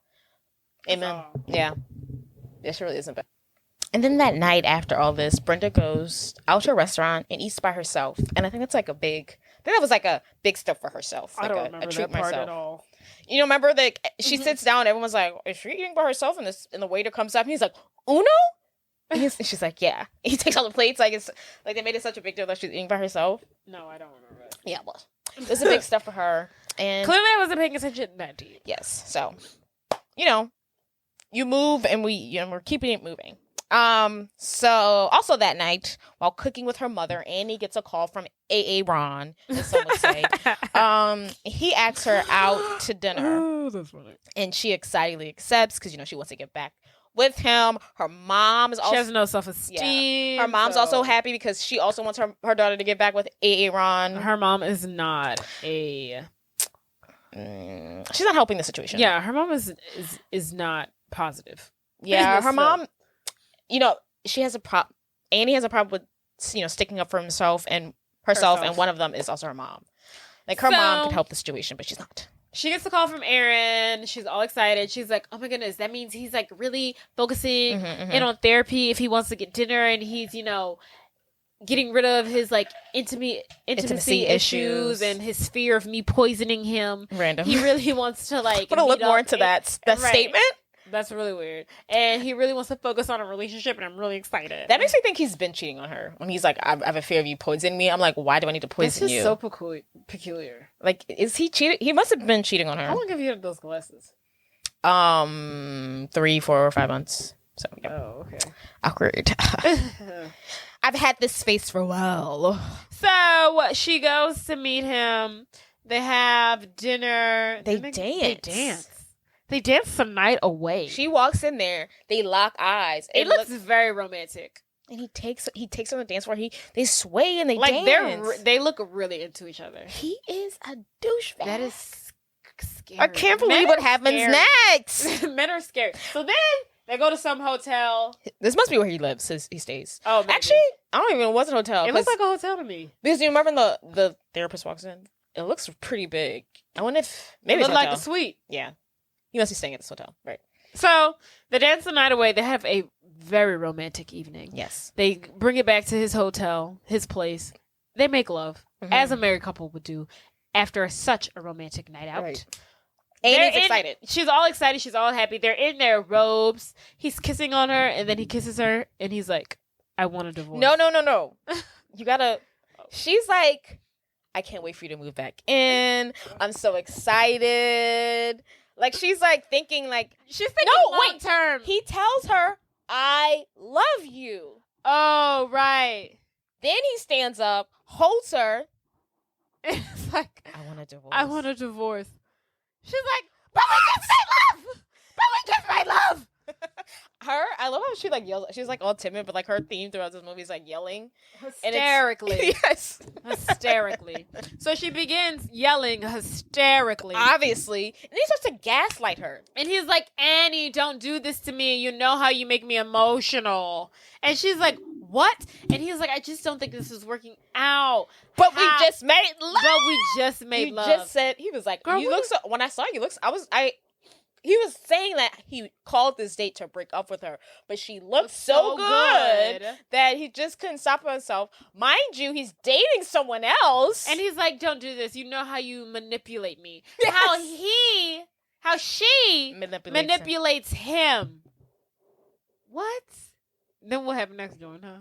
And then she, at this point, there's more icing to the cake. I think he was using words that sounded very therapy. She's like, I've heard these words before. Boom, bop, bam. Both of them. Therapist walks through the door. And she's like, did I interrupt something? He's like, no, or I was just about to da-da-da-da. And then she's like, what is she doing here?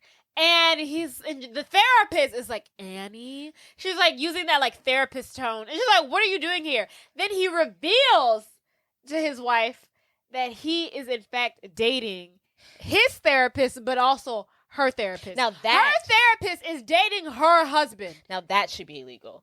That you should lose your license. That is not okay. I would have murdered her. Severely unprofessional. She's literally in therapy telling her everything. Telling this woman about this man. And she is dating him. She is sleeping with him. And then Annie's thinking like he's doing better because he's seeing this therapist. Like, what? She should be disbarred. How does that happen? Yes, that is the foulest thing I've ever heard in my entire life. I would have brought her down to her knees. My therapist is dating my husband. That's so bad. And then while Annie's screaming, I would have told all the therapists in all the land. Oh yeah, I would have sued all her. The clients and all the world. I feel like that's a good lawsuit. Something. It's got to be something. Because that patient confidentiality has been breached. It's not ethical. Unethical beyond belief. And then while Annie's freaking out, she's got the nerve to be like, she can have her own feelings. She could be upset. Right. Ma'am, where was this thought? They're engaged. They're getting married. Electric chair. Where was this thought months ago? Electric chair. They've only been separated for like 6 months. Off with their heads. And they've only been separated for 6 months. That's crazy. And then they're engaged. Foul. Disgusting. Men are literally the worst. That is scary. How a human being could operate. Your therapist. Like that. Somebody you're supposed to trust. You tell your deepest, darkest secrets to your therapist. Your deepest. Right. We must move on. So in the next scene, we see the women after going through their different. R.I.P. to Annie's mental health. Yes. Sorry. Continue. We see the girls finally receiving the notes that Cynthia mailed to them before her death, in which she describes her loneliness for their friendship. Can we read them? Oh, do you know it? Okay. No. The letters read. Okay. Well, at least Annie's read. This is the one that Annie. Because, Annie's the narrator, so she's kind of important. Dear Annie, I'm so sorry we didn't remain in touch over the years. But I know you'd be someone important one day. Sometimes I envy... Sorry, the handwriting is piss poor. Sometimes I envy your life. What I read seems so perfect. It's funny. In college, I dreamed of making a difference, of helping others. But now, it's as if I never existed. I wish I had talent like Elise, or Brenda's humor, or your strength, Annie. Aww. Most of all, I wish we still had our friendship. Yeah. Perhaps Gil isn't the problem. Perhaps loneliness is. Please take care of each other. Love that. Love, Cynthia. So Gil was Cynthia's ex-husband. Yes. But yeah, that's sweet. Love. So they all received these letters. Annie's strength, be for real. She survived a lot. She puts up with a lot. Because she's a doormat. Because she has no self-esteem. Leave her alone. Anywho. So they all. The girl's therapist was sleeping with her husband right under her nose, and she never even realized. Wait, we're victim blaming. You're right. That's not what I'm doing. I'm so sorry, Annie. So sorry. They were also separated. I'm on your side here. She was separated. How was she supposed to know this? You're right. You're right. And you trust your therapist. You're right. Okay. Anywho, I just had a moment of deja vu. Deja vu. What? This. Okay. Oh. Okay, anyway, so they all received the note that Cynthia sent, and then the girls come together at Lee's place, to discuss their lives and everything that's going wrong, especially what's going wrong with their ex-husbands and the problems they are causing them. So at this point, they decide that they want to get even with their ex-husbands. All right. Let's get serious. We help them rise. We can help them fall. Oh, but I don't know how we're going to do that. What do you mean? Yeah, she's right. We're has-beens. We're hanging on by a thread. We're just discards. We're not hanging on by a thread and we're discards. Look at us by being together. Us. Unity. I mean, if all the first wives of the world got together, what else do we need? Just one amazing attorney. No. All we need is us. 3 women who aren't afraid to fight, to stand up for our dignity, for our self-esteem. And then we'll let him have it. And then they form the First Wives Club in order to obtain revenge or restitution from their husbands, and they plan to each get information on their husbands so they can use against them and to ruin make themselves feel better. Yes, hallelujah. For the loss of their friend, for the loss of their youth, for the loss of their happiness, for women everywhere, the loss of their marriage, for women everywhere. Hallelujah. They are plotting their revenge. Exactly. So Annie starts by recruiting her daughter Chris to spy on her husband. And Aaron's the worst of the Aaron. He really is.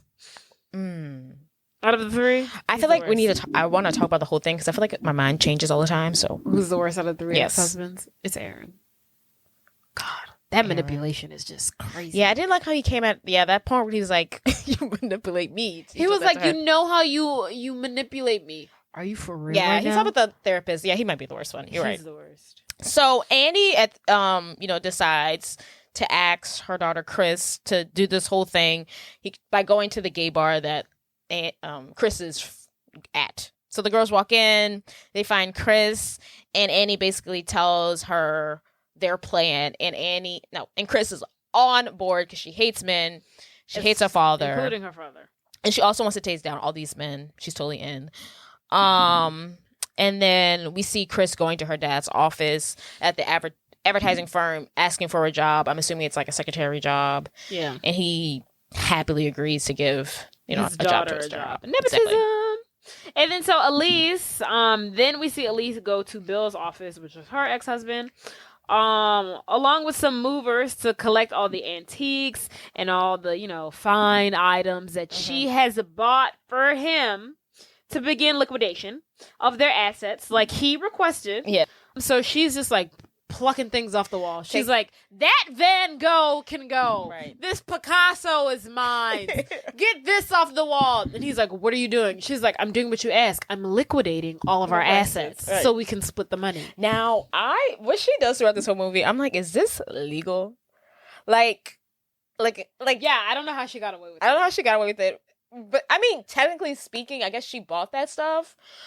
So I feel like he should have done the fine print on like what he wanted her to take. Like but what else would you expect? Like if you're literally requesting in court that we sell all of our assets that we have together. Okay, she's gonna go. Yeah, she's gonna take this and that and sell it.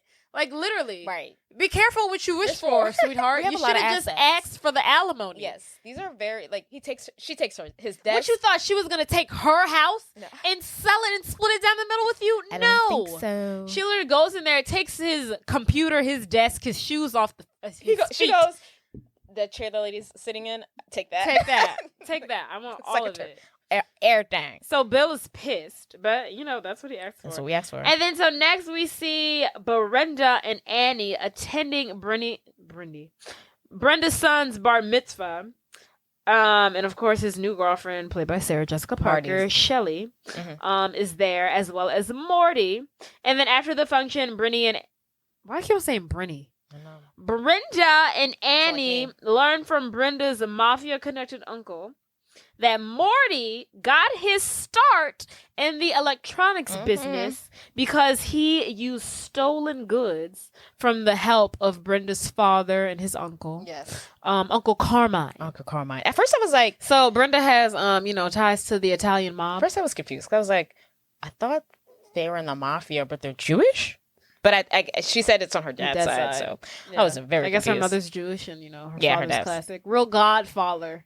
From Sicilian. Sicilian, yeah. Real godfather scenario here. Yes. And he also offers to kill Morty, which is, I think, is very nice. He offers to whack him.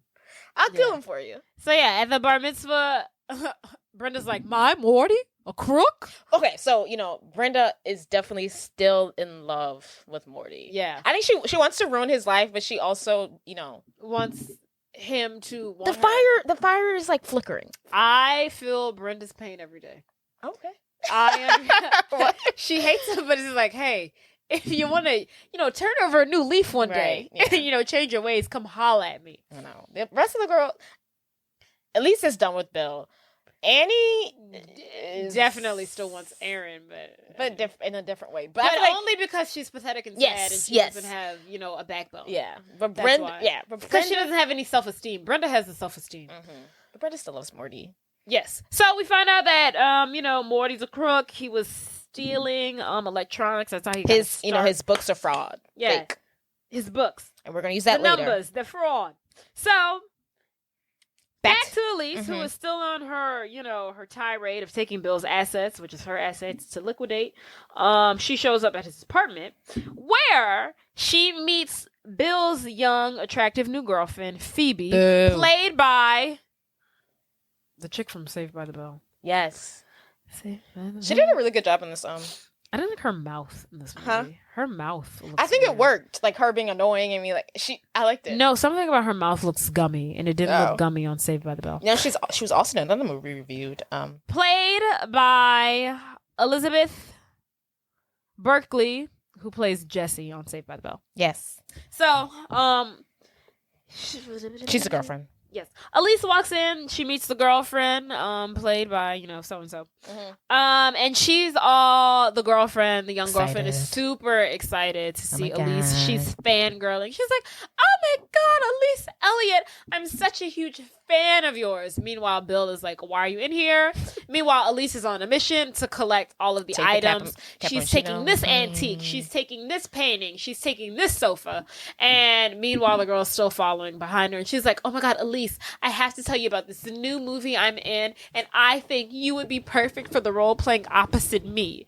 And then she's like, "Okay, stop talking to me." But the girl keeps on going on, and she's like, "The film that I am in, I'm playing Monique, and I think you should play the mother." So this is the same film that Elise at the beginning of the movie thought that she would be playing, the young actress, that she is not. I was confused. I was like, does Bill know that they're up for the same movie role? Did he send that? Is he messing with her? Maybe before they really separated and got divorced, Elise was up for the role and he played a role in that. And then once they kind of had the falling out and he met the young hot girl, he was like, "Oh, my young girlfriend would actually be better." Or yeah, I feel like that was a deleted scene that would explain that more. And get it. So Elise finds out that Bill's hot young girlfriend is up for the role that Elise wanted. Great. And she is pissed, and there is egg on her face. Pissed off. So after this day of full activities, the girls reconvene at Elise's place. Full of revenge. Yes. And they're basically like, we need an office space for our club, First Wives Club. I don't know why they decide they need office space. But luckily, Elise, being the rich woman that she is, she's like, "Oh, I own a building downtown. It's currently vacant." And they're like, "This works perfectly for them. This is going to be their headquarters." Also, while they're at the apartment, they talk about how they want Elise to do this play. But Elise doesn't want to do it because the role is for this bitter woman who's a drunk and just divorced, and that's you. And then she's like, "That's literally you." They're like, "No." And she's like, "Oh, that is not me." And she's like, "I don't do theater. Bill always said it was bad for my career." And I agree with him on that. Right. And they're like, "You should do it. Reconsider." Yes. They're like, "The script is so good." And then here at the apartment, Elise also comes up with the idea, a way to get Morty's financial information to prove that he's been committing fraud is that since Shelly and Morty have a new apartment together, they can use Brenda's employee, Dorado. So it's just we're working, the wheels are turning. Yes, the wheels are turning. The wheels are turning. So Shelly and Morty, they got this new penthouse apartment. Fancy. It needs to be decorated. Brenda works for the worst interior designer in New York. So they will get him, Brenda's employee, to decorate the apartment. But first, how will they get Shelly to enlist Brenda's employer to decorate the apartment? The help of Gunella will tell Shelly, "Hey, I'm the rich socialite of New York. This is who you need to get to decorate your apartment." And she's also a member of the First Wives Club. Yes. So when they ask Gunella to help, of course, she is more than willing because she has, of course, in her life, been a first wife, a second wife, a third, and a fourth. So Gunella gets calls Shelly up and is like, "Hey, it's me, Gunella. I want you to have lunch with me." And Shelly's like fangirling, "Oh my God, Gunella, the socialite of New York, just invited me to have lunch at her home." So Shelly goes. Gunella is putting on, a face to make it seem like she's really interested in getting to know Shelly, but real life she's disgusted by her because Shelly is very so she's not high class she's not high class at all. So then Gunella tells her they're talking and Gunella's like, "Oh, I hear you have a new apartment. It needs to be decorated. This is someone who should decorate it." What's his name? Gustavo? Durella. No, that's not it. Dorato. Gutav. No, it's Dorato. Dorado? D. Dorato. Sure. Gunella says, "Dorado Feliz. He's the best interior decorator in New York. You have to get him to decorate your apartment. If you do, you'll be on the cover of all the magazines. Agricultural Digest, Home Goods, Home Gardens." She say that? All I think she does say Agricultural Digest or something. So, of course, Shelly, she calls him up. we've got the appointment. And that's how we will get into the penthouse to see that Morty has committed fraud and that his books are fake. Love it. So now we see Dorado. He's at Shelly and Morty's place, ready to do his, interior design, decorating thing. Meanwhile, the girls are waiting somewhere in the wing. And he tells them that he needs 1 hour to, get the vibe of the place. He's really artsy. They need to leave so he can really get into it. So Morty and Shelly make their exit. And then the girls come in. And then they're like looking around. Poor Brenda's like seeing the place and she's like distraught. I'm very confused. I'll talk about it later. Oh. But so Brenda, she's seeing the penthouse that he has bought Shelly, where he doesn't even want to pay for his own kid's bar mitzvah. She's looking at this penthouse that's elaborate and expensive, and she's just like in awe. And they're like, Brenda, the girls are like, Brenda, we gotta focus. They go upstairs to the office. They're searching around. Annie's on the computer doing her thing. Elise is like looking through some cabinets, and then Brenda is seeing first of all, Shelly. Morty don't even live there. This penthouse is just for Shelly. Morty not living up in there. Yes, he is. No. Where is he living? He might come stay the night every now and then, but did you see that bedroom? It was like he has to. He's not living. He bought it for her to stay in. He's not staying in that apartment. Where's he staying? He got money for another place? Apparently, that's what I was trying to say. I don't understand. He just looks like he sells, he looks like he's the owner of a used electronics store. He should not have all this money. Oh yeah. Does he own Best Buy? I'm confused because it just looks like he owns maybe one or two low budget, low end electronic stores. But by the way, the spending that she does, it looks like he owns Geek Squad. Yeah. Well, Apple. He wasn't paying for his product. So profit. I guess. And he bought all that stuff with it. And I'm sure he's doing other, fraudulent stuff. She's looking at his tax returns. It's all fake. I guess. And I think he owns I feel the number 10. I feel like they said 10.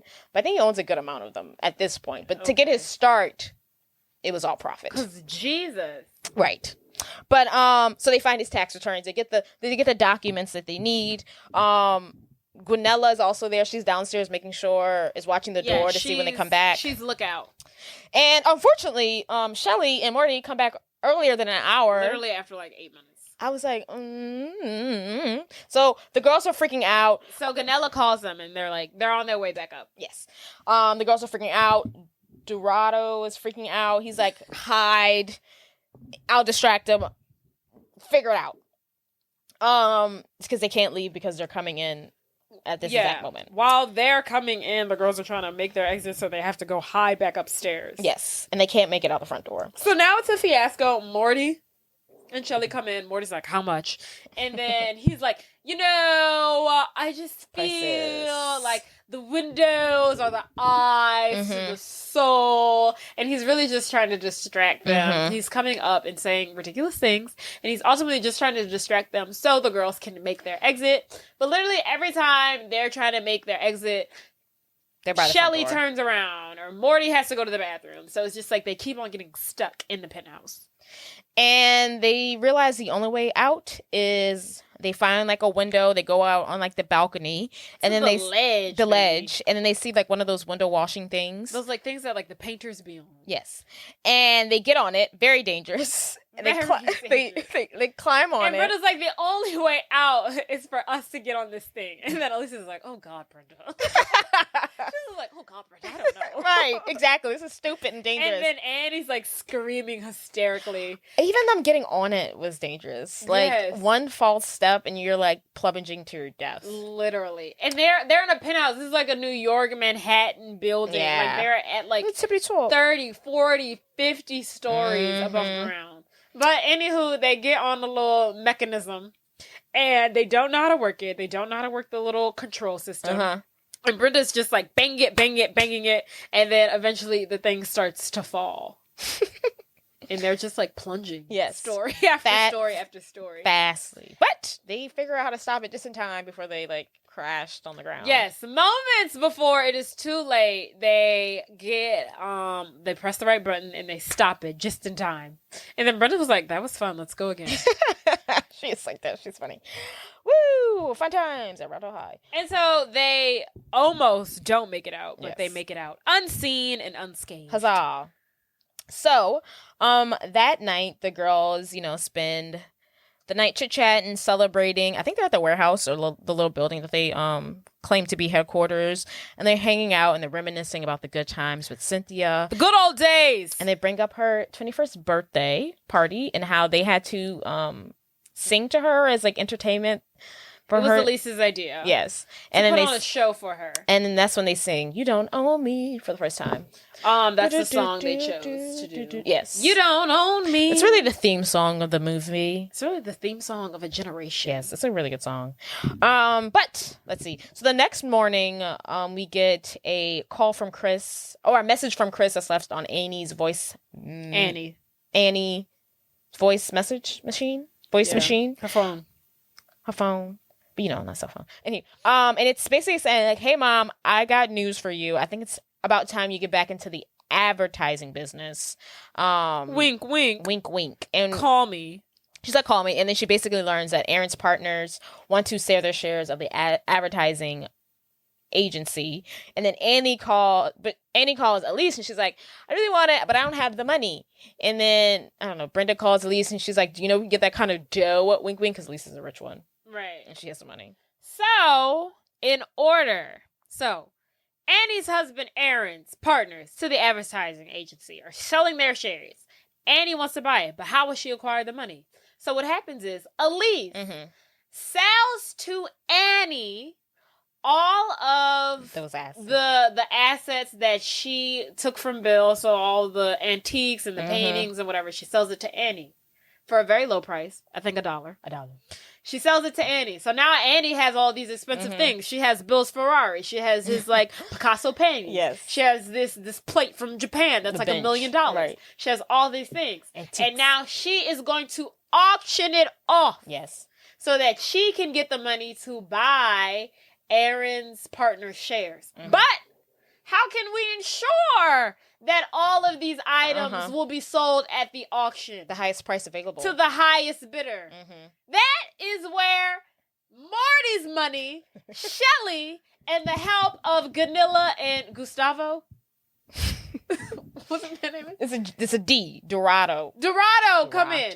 Yes. So now all the parts are clicking. So now we're at the auction. A 2-for-1 deal. We're at the where Bill's items that Elise has sold to three Andy. for one deal. 3-for-1 deal. Because everyone's getting a little kick in the ass. So we're at the auction. Bill's items are up for sale because Annie got them from Elise. Now Annie's selling them.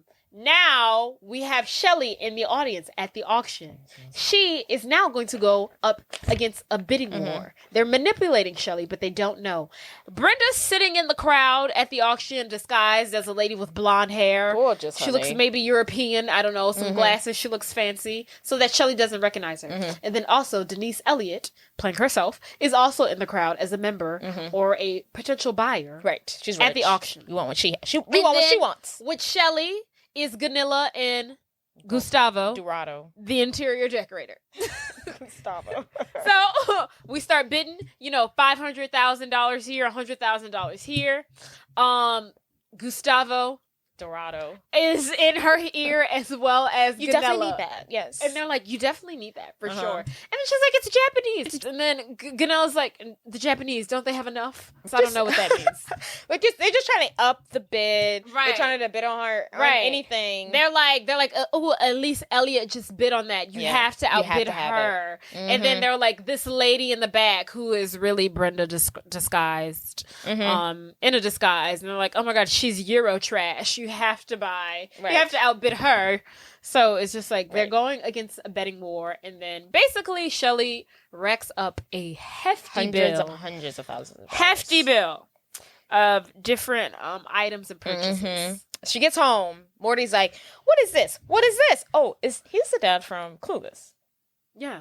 It's giving the same imagery. He's the same character in everything. It's giving like, why are you? He's just angry and mean. What are all these prices? I mean, this is ridiculous. Like, yeah, $100,000 for a plate, $20,000 for a used rug, $500,000 for a Ferrari. And she's like, I bought the Ferrari for you. It's a gift. It was a gift. Okay, Morty? And then he's like, with my money. But also he can't pay for anything for his son and his wife, his ex-wife.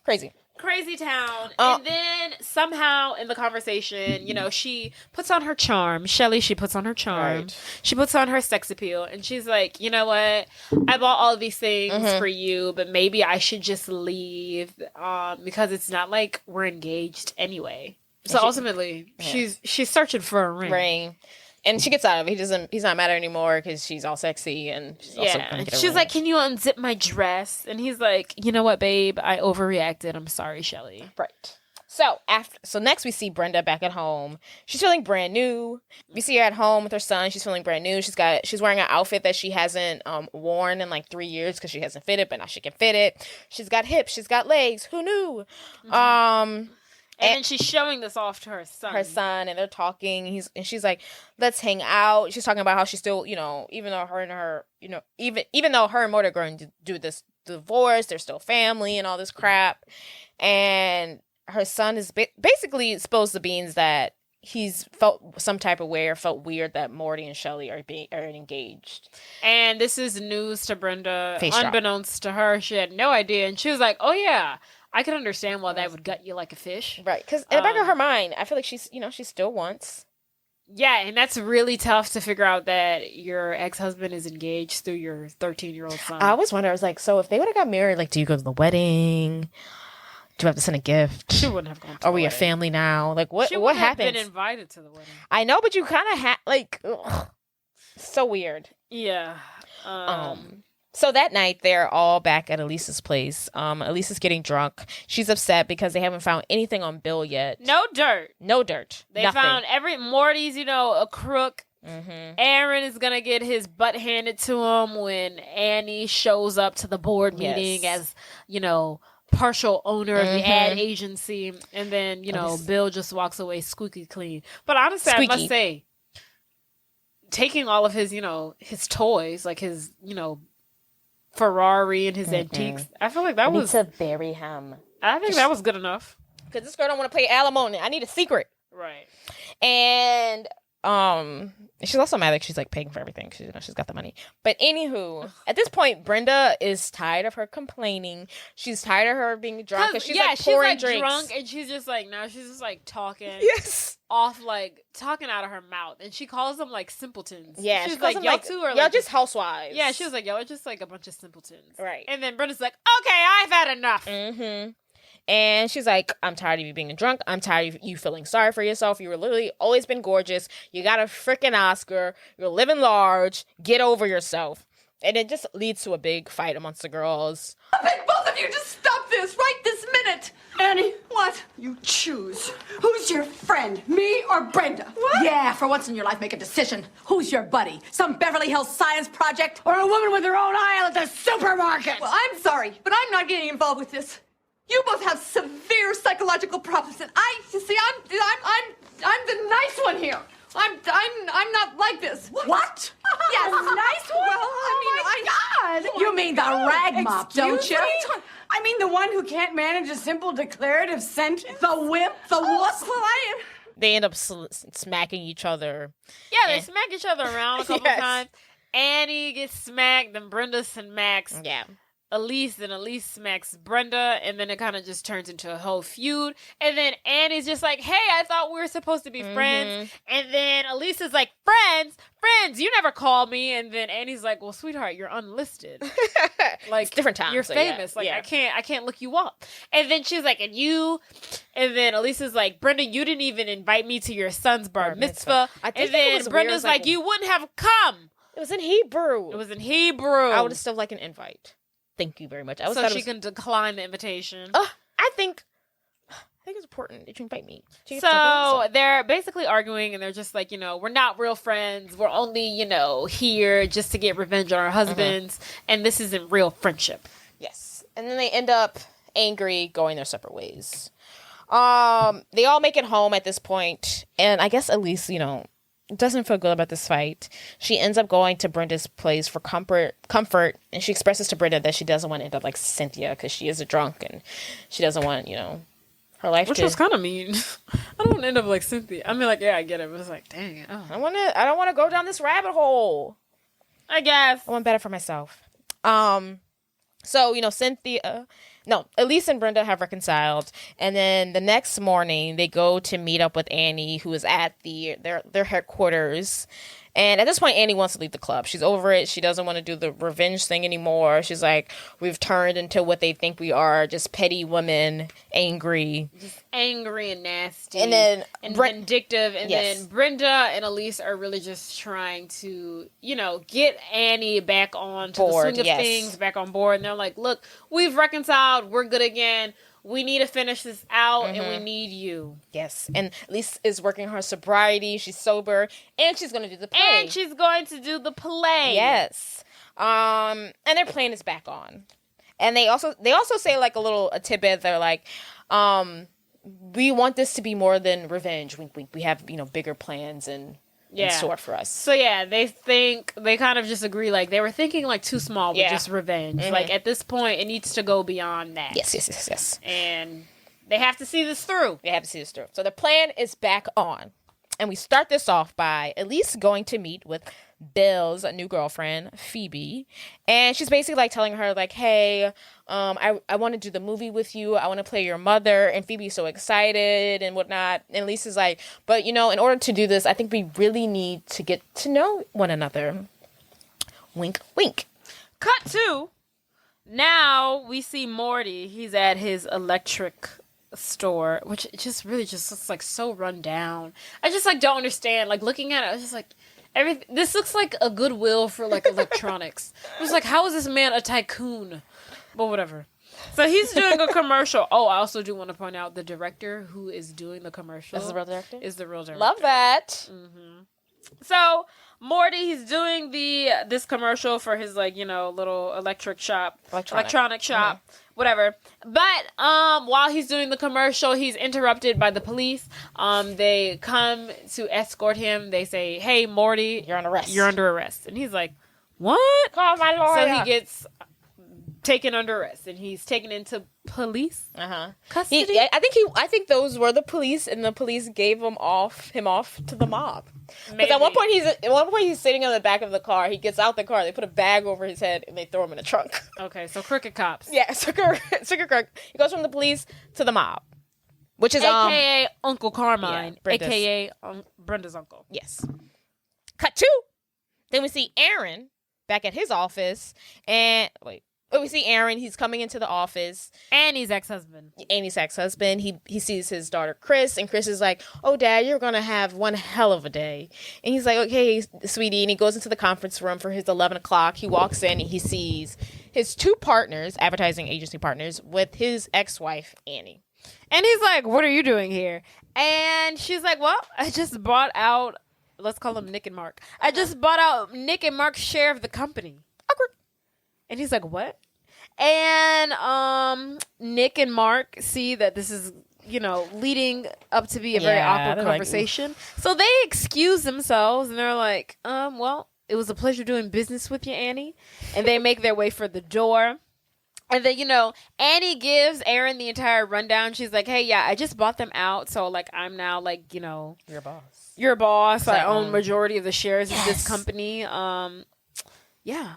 And he's like, "You can't do this to me. You're joking. Be for real." And she's like, "No." She's like, "I might fire you or something." And he's like, "You can't fire me. I'm 50. No one's going to want me. And I have to start over. Please don't do this to me." And she was like, "Yeah, I don't really give a shit." Yeah.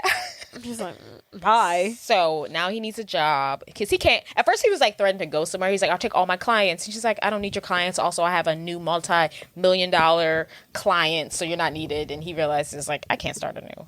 Right. So she's got his balls. Yeah, the balls are in her court. A booyah, baby. And then Elise goes to meet with Bill and reveals to Bill that his new girlfriend is in fact a minor, 16-year-old. He thought she was 21, I think. And nope, she's not.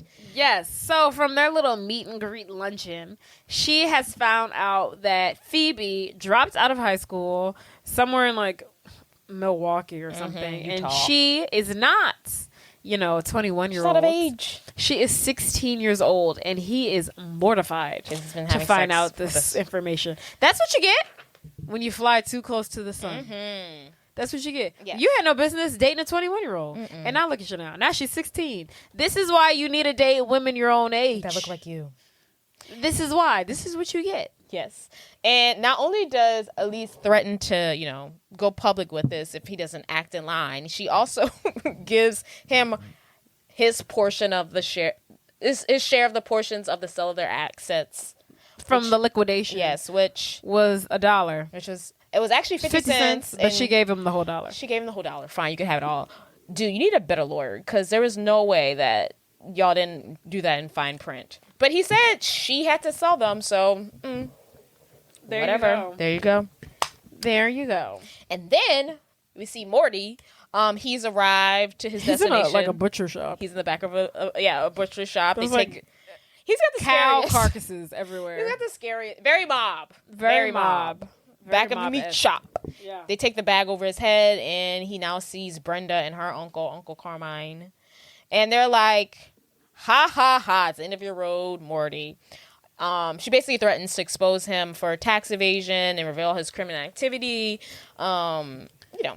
And the only way out of it is, so he has one of two options. Either he goes to jail, you know, for selling illegal electronics. Fraud. Or, you know, Brenda takes over and she's like the head honcho, the CEO, you know, the board.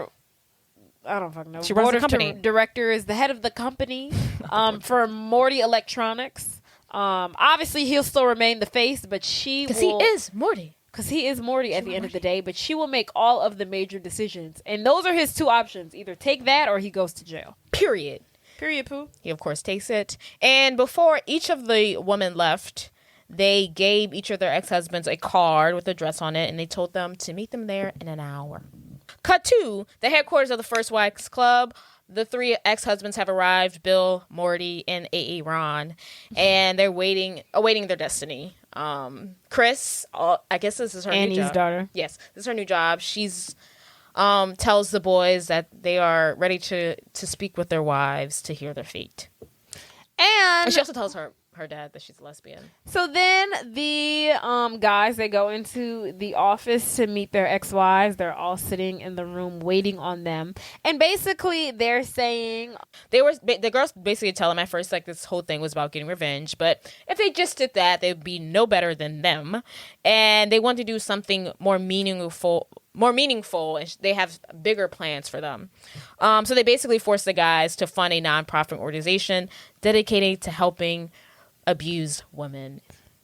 At first they're like, I don't want to do that, but you know, they're like, they don't really have a choice. Yes, you don't have a choice. And then we get a montage of the girls working, like doing construction on the building, meeting with women in need. Elise is doing her play. Yes. And the men are signing really large checks. They're cashing checks. Yes. The girls are breaking necks. Right. You know, it's a great scene, and we see a little triumph from the trio. Women. Yeah, so not only is it about revenge, they're doing it for a good cause now.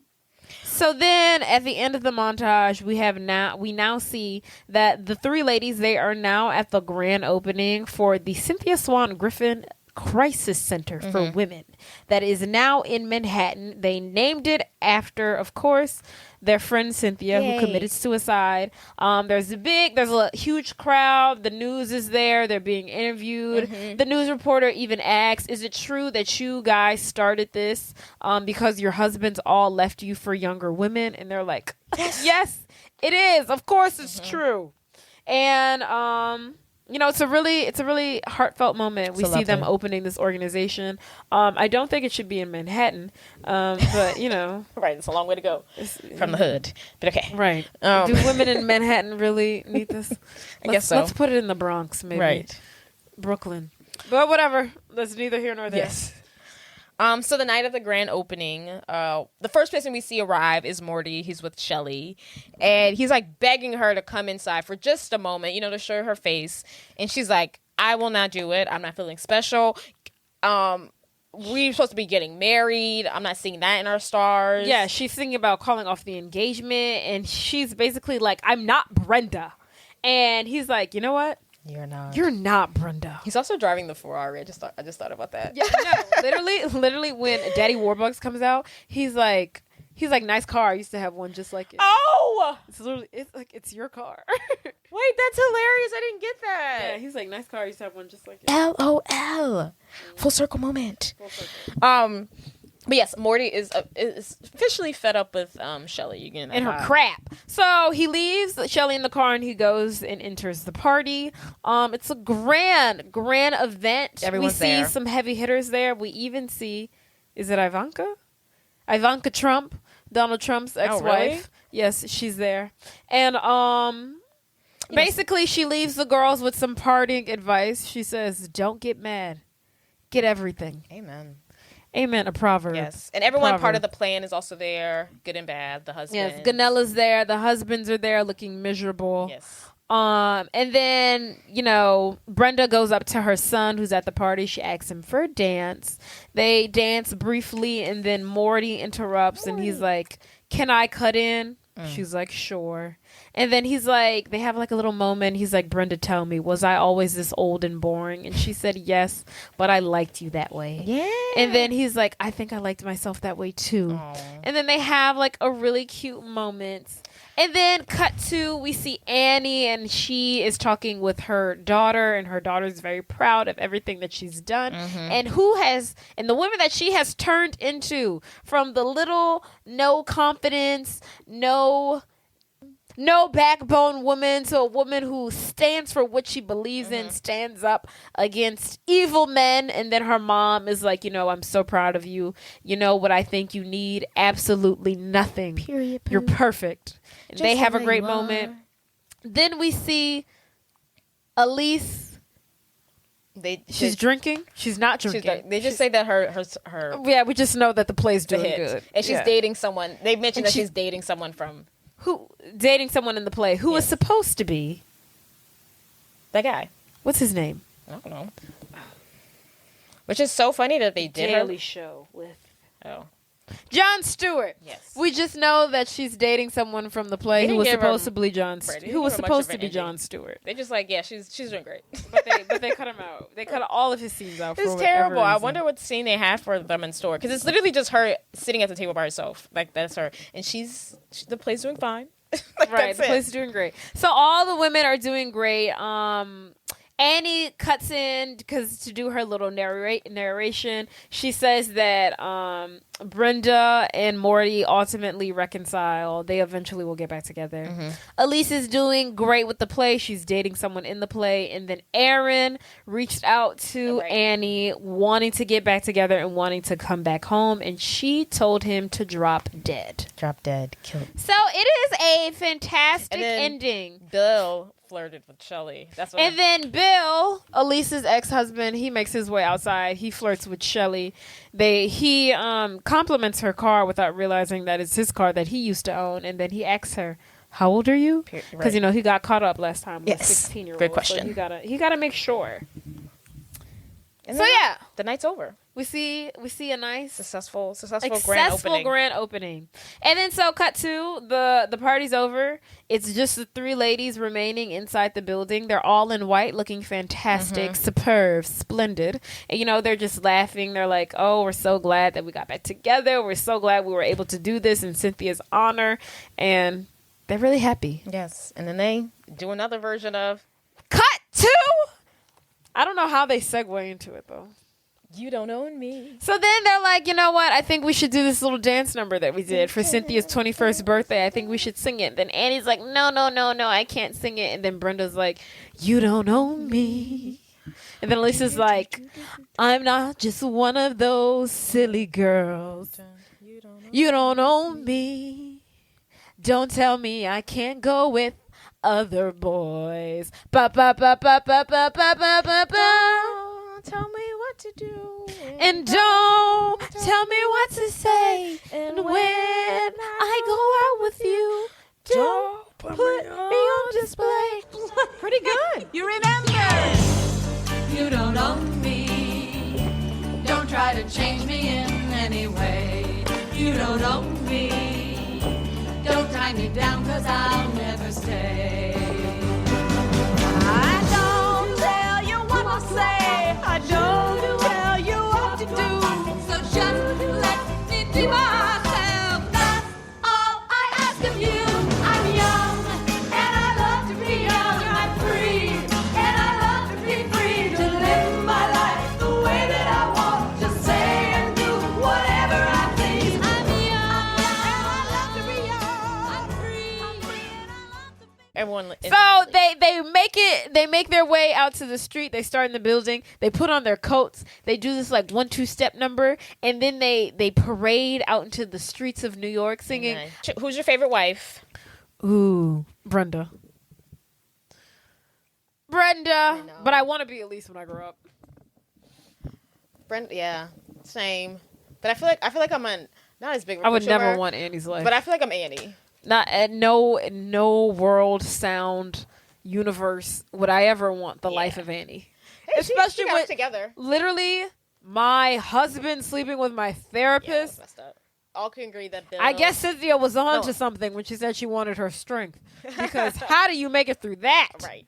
And I guess we can all agree Aaron is the worst husband. Oh, he's horrible. Terrible. I mean, I would say, Bill's a close second with sleeping with, being a pedophile, of course.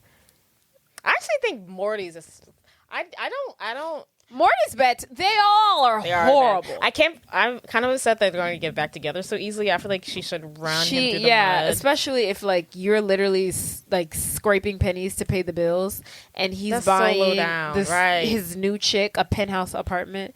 They're all horrible in their own Yeah. right, really. Also, But Aaron's the worst. they have to be really careful that their husbands don't try to kill them.